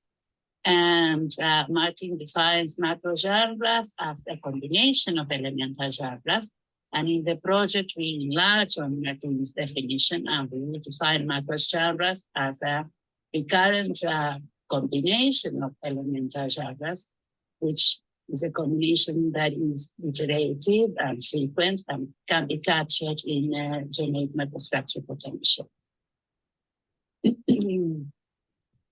So the objectives of this presentation, more specifically, are to present the generic microstructure potential of short stories that we proposed in the initial stage of the project, to show the advances on the generic microstructure potential of short stories, more specifically, to show the elemental genres inserted in it, the new elemental genres that we have discovered are inserted in it on the basis of 6 short stories that we have added to our sample. And also to show something new that we have found in the analysis of these 6 short stories, that is the relationship between the generic macrostructure and the titles of our short stories, the themes of our short stories, the main characters of our short stories, the focus of the main characters of our short stories, and the setting in place of our short stories. Then Gonzalo is going to be in charge of showing this relationship with one particular example of short story. Well, this is the generic microstructure potential of short stories. I'm not going to go in detail into too much detail because of time constraint. But what we have observed, or we have the conclusions that we arrived at in this first stage of our research project, were that the structure of a short story coincides with that of narratives of personal experience, narrative, or anecdote. So the short story, can have the structure either of a narrative or of an anecdote. So it has all the different constituents of these 2 narrative genres. But we observed that in each of our constituents of the narrative, for example, we have different inserted genres. And this is shown in this linear structure.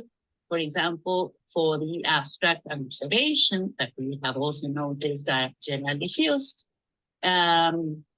we found that in the abstract and also orientation, there's generally an observation or a descriptive report inserted. Or in the record of events, there's generally a recount inserted.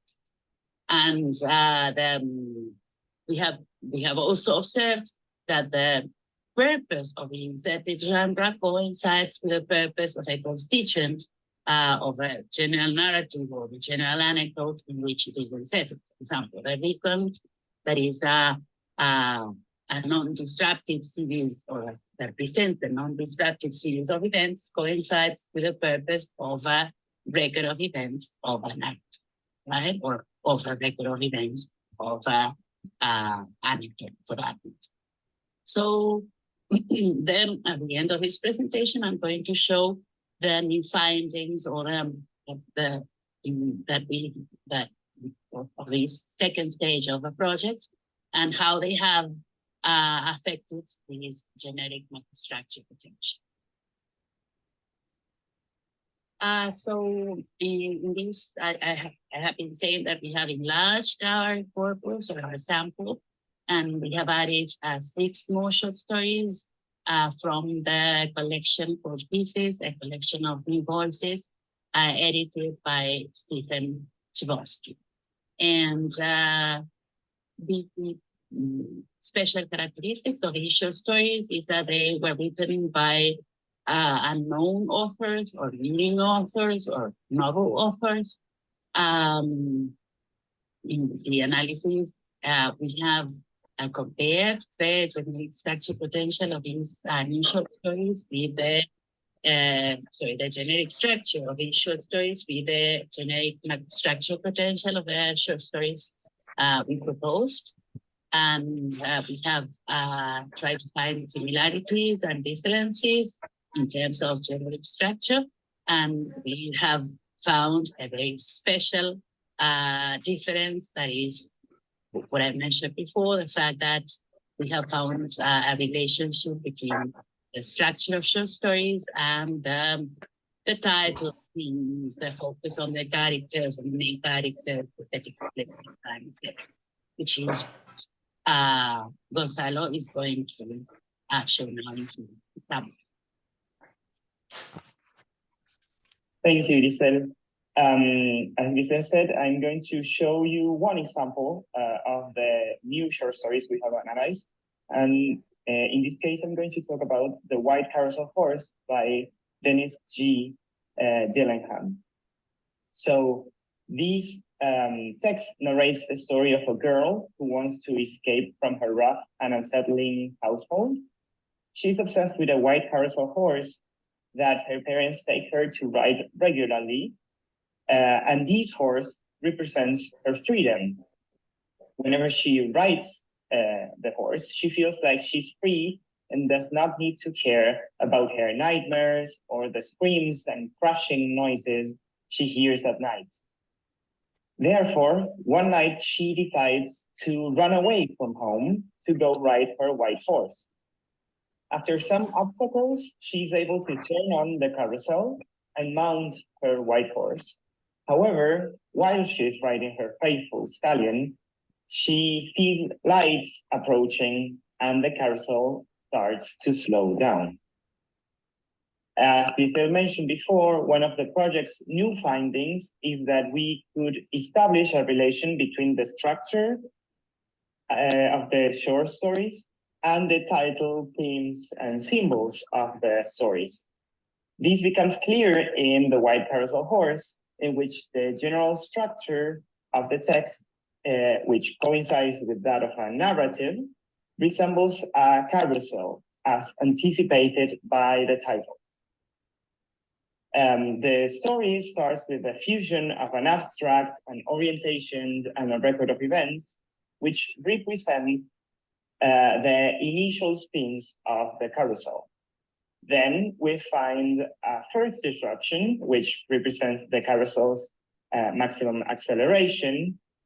After that, there is a second disruption, which represents the carousel's first deceleration.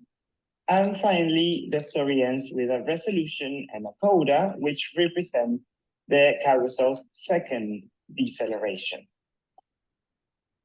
If we go deeper into the structure, we find that all the constituents of this narrative have different genres inserted in them.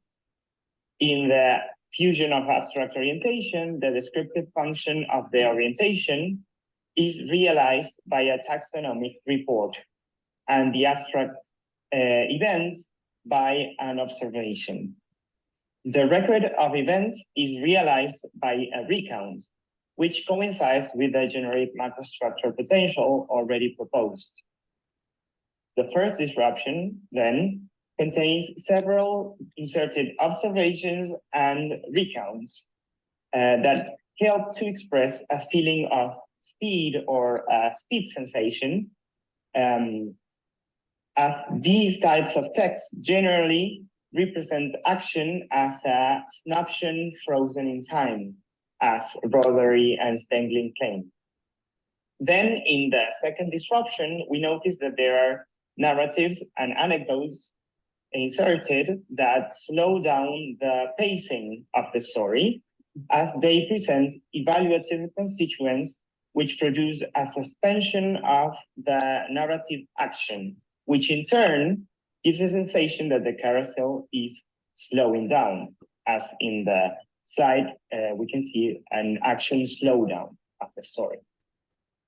Then we have a resolution that contains an inserted recount, which shows that the carousel is still spinning, despite the fact that it has decelerated. this recount does not contain, or in general, recounts do not contain a disruption and do not require resolutions or reactions, which would make the story continue. And that is the reason why it gives us the feeling that the carousel is decelerating and it has almost come to a stop in the story.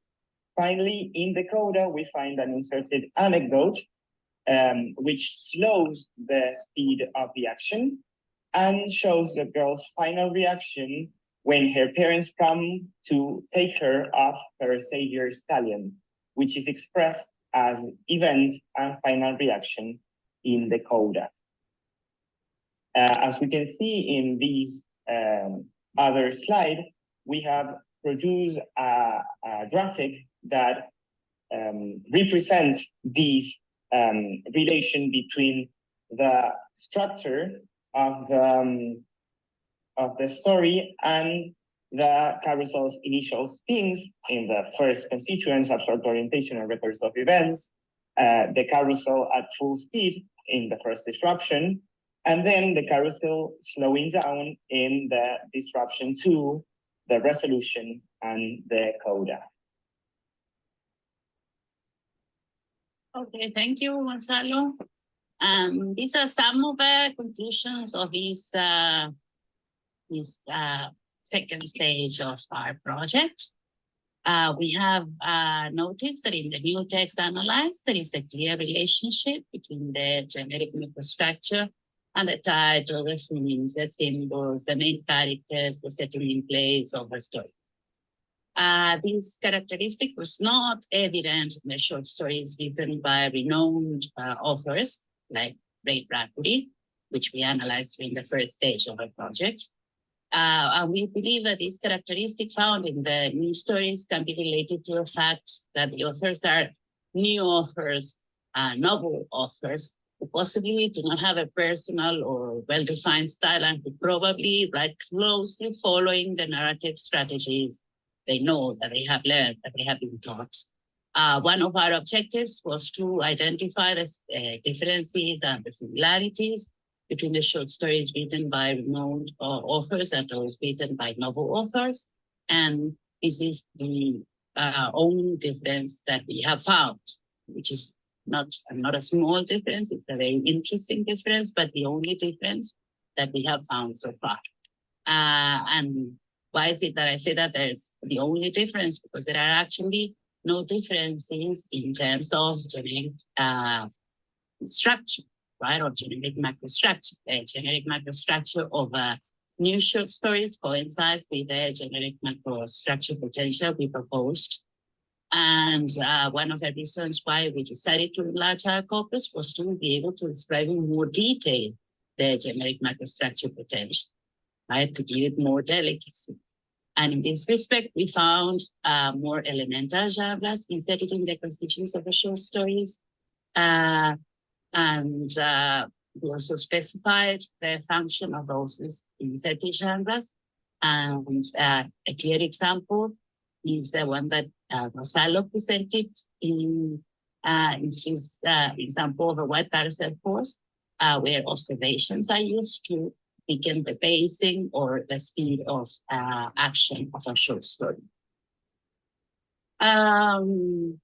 Okay, so this is the linear structure of a generic, the linear representation, sorry, of a generic microstructure potential that I presented at the beginning. And this is the same generic microstructure potential with just some descriptions in more delicacy of different inserted genres that are possible to find in the different constituents of these, either the short story as a narrative or a short story as an anecdote. And what we have also seen is that some of the constituents of a genre, like the reorientation of a narrative, which was previously an optional constituent because we hadn't found any short story with a reorientation. Now, as we have found short stories with a reorientation, we say that that is an obligatory constituent at this stage, right? So the changes have been marked in red. Okay, this is it. Thank you so much. And this is the bibliography that we have used for this presentation. Thank you. Bye-bye. Thank you. Bye. Excellent. Thank you very much, Professor Gripsel, Samaso, and Gonzalo for your presentation. Bye. It's really nice. Yeah, I think the two presentations today are all about literary text, stories, okay, about literature. Okay, so that's wonderful. Thank you, everyone. So now we have around 5 minutes for questions and comments. Please feel free to turn on your video and talk with our speaker or enter your questions and comments in the chat box.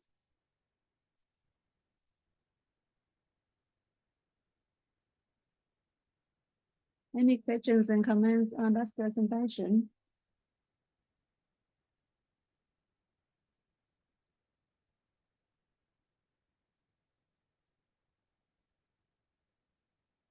Maybe you are so exhausted by now in the evening in Argentina and in Africa. Lunchtime for Aussie people, morning for Vietnam, meantime, nice to see you. Any comments about Gripsel and Gonzalo presentation, everyone? It's such an interesting presentation, right?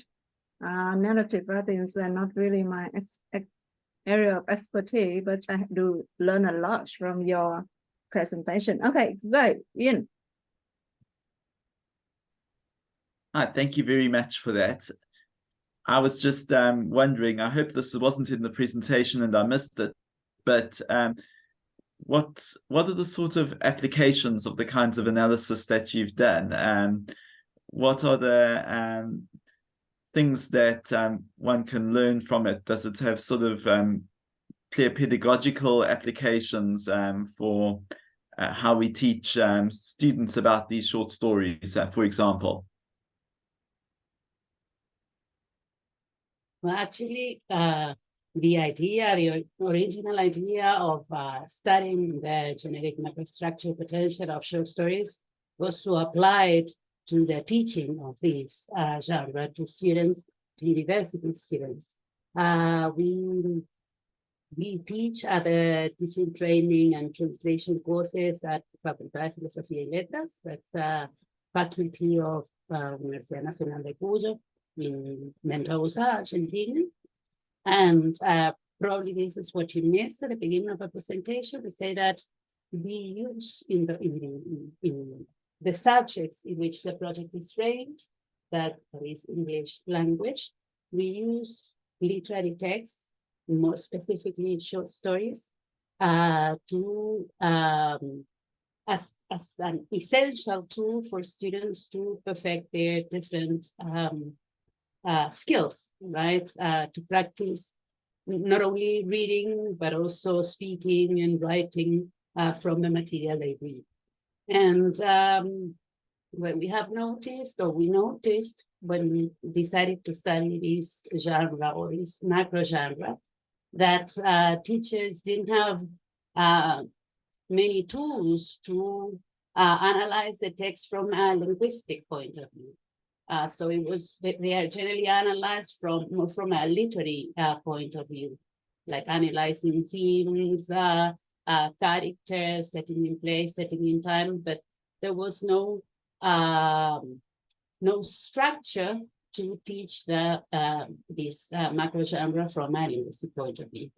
And well, that's why we decided to create a model of these short stories for the teaching of this text type.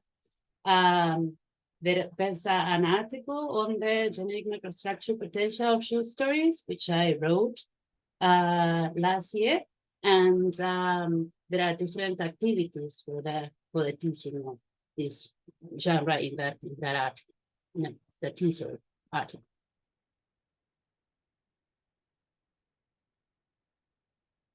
Thank you, Giselle. Does that answer your question, Ian? Yes, thanks very much. Okay, that answers it. Okay, thank you. Okay, and one more, perhaps one more questions or comments, everyone, until 12:30. Can everybody see Emma in this room? I can't see her. Emma is not here, right? Actually, her presentation does not belong to the theme of this, but she asked me to schedule this time. I'm not sure why she's not here today. Okay, so we still have time for questions and comment. One more before Chrissy and Gonzani, and we'll be happy to go to bed. No, we actually have one more presentation from some members of our project. There is more or less 3 in the morning here, so we're going to stay to listen to them. And I want to listen to Anne McCabe's plenary talk, so I'm staying awake. Oh, okay. I'm going to sleep tomorrow. Yeah. Okay, that's good. Okay. If you don't have any further comments or questions, and then it's totally fine, and we can end the session today. Thank you so much again to all speakers in this session. You have done a great job, and really look forward to seeing you next time. And looking forward to hearing more about your findings or the next step of your research. Good luck, everyone, and see you again at 3:30. Bye-bye. Yeah. Thank you. Bye. Bye-bye. Bye. Bye. Thank you. Thanks, everyone.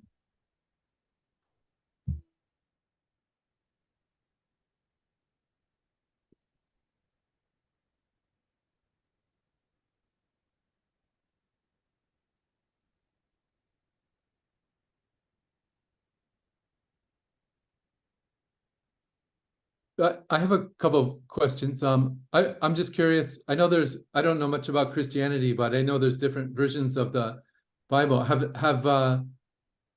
different versions been translated into Malay? And if they have, would you be interested in comparing different versions of the Bible? And sorry if it's not a good question. I'm probably the least I know the least about SFL, I think, here at this conference.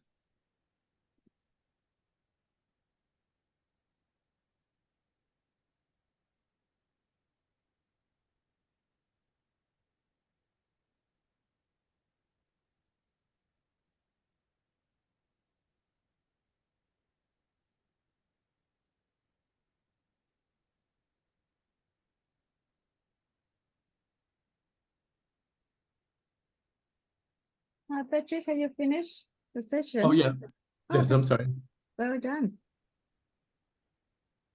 Oh, well, we just finished here. Vinh, John, question time? Yeah, that's good.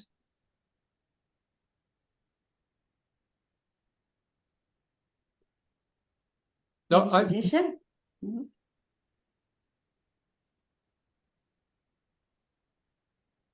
I have a question. If compared to English, I'm only familiar with SFL in English. Is the interpersonal meta function, are there challenges or doing it with a language that isn't English? I'm sorry if it's a dumb question, but yeah, thank you. I think that there is something specific in Kupang Malay language, so in which I have mentioned before that relating to the question, the interrogative, they have that words ko and to. So if you have ko and to, that is a mark for the interrogative. And then relating to the WH question, they can put question words at the end of the sentence, can be in front of the sentence. So in English, in front of the sentence, but in Kupang Malay, can be in front and can be at the end of the sentence. yeah, that would be part of the mood. Yeah. Okay. Thank you. Thank you.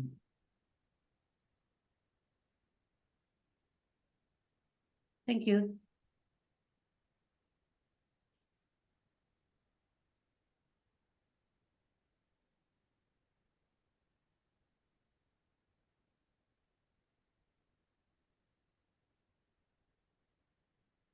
Any other questions?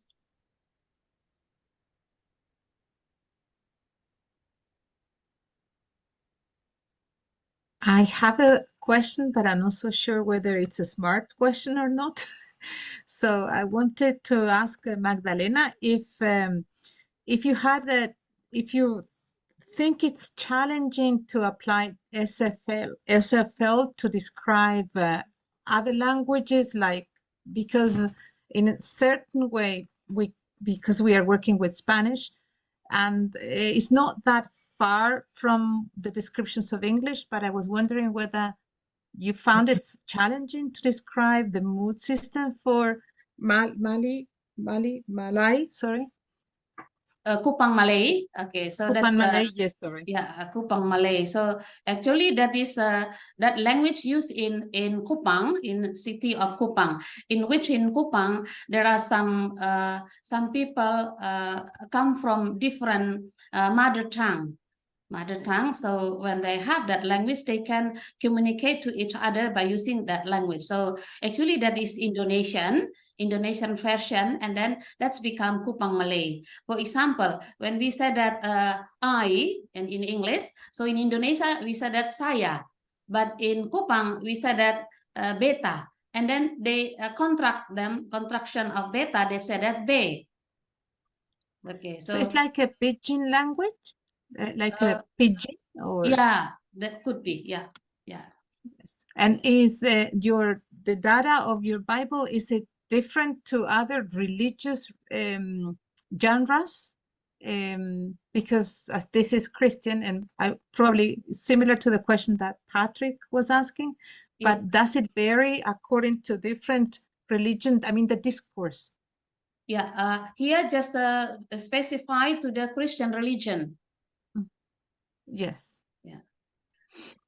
Okay, thank you, Magdalena.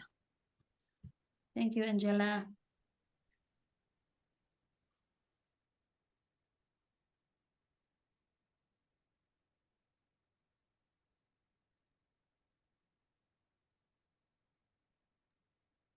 Do you think there might be much variety across different translators?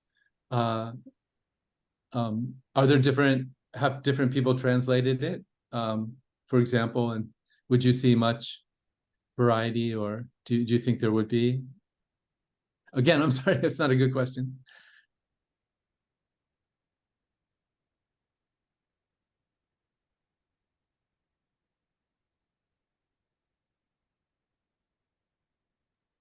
It looks like she frozen. Oh, we lost her.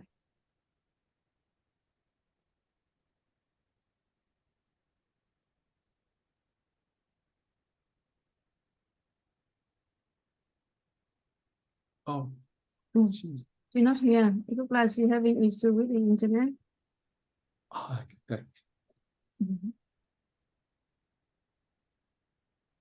okay. Oh, hi, Vinh. Hi,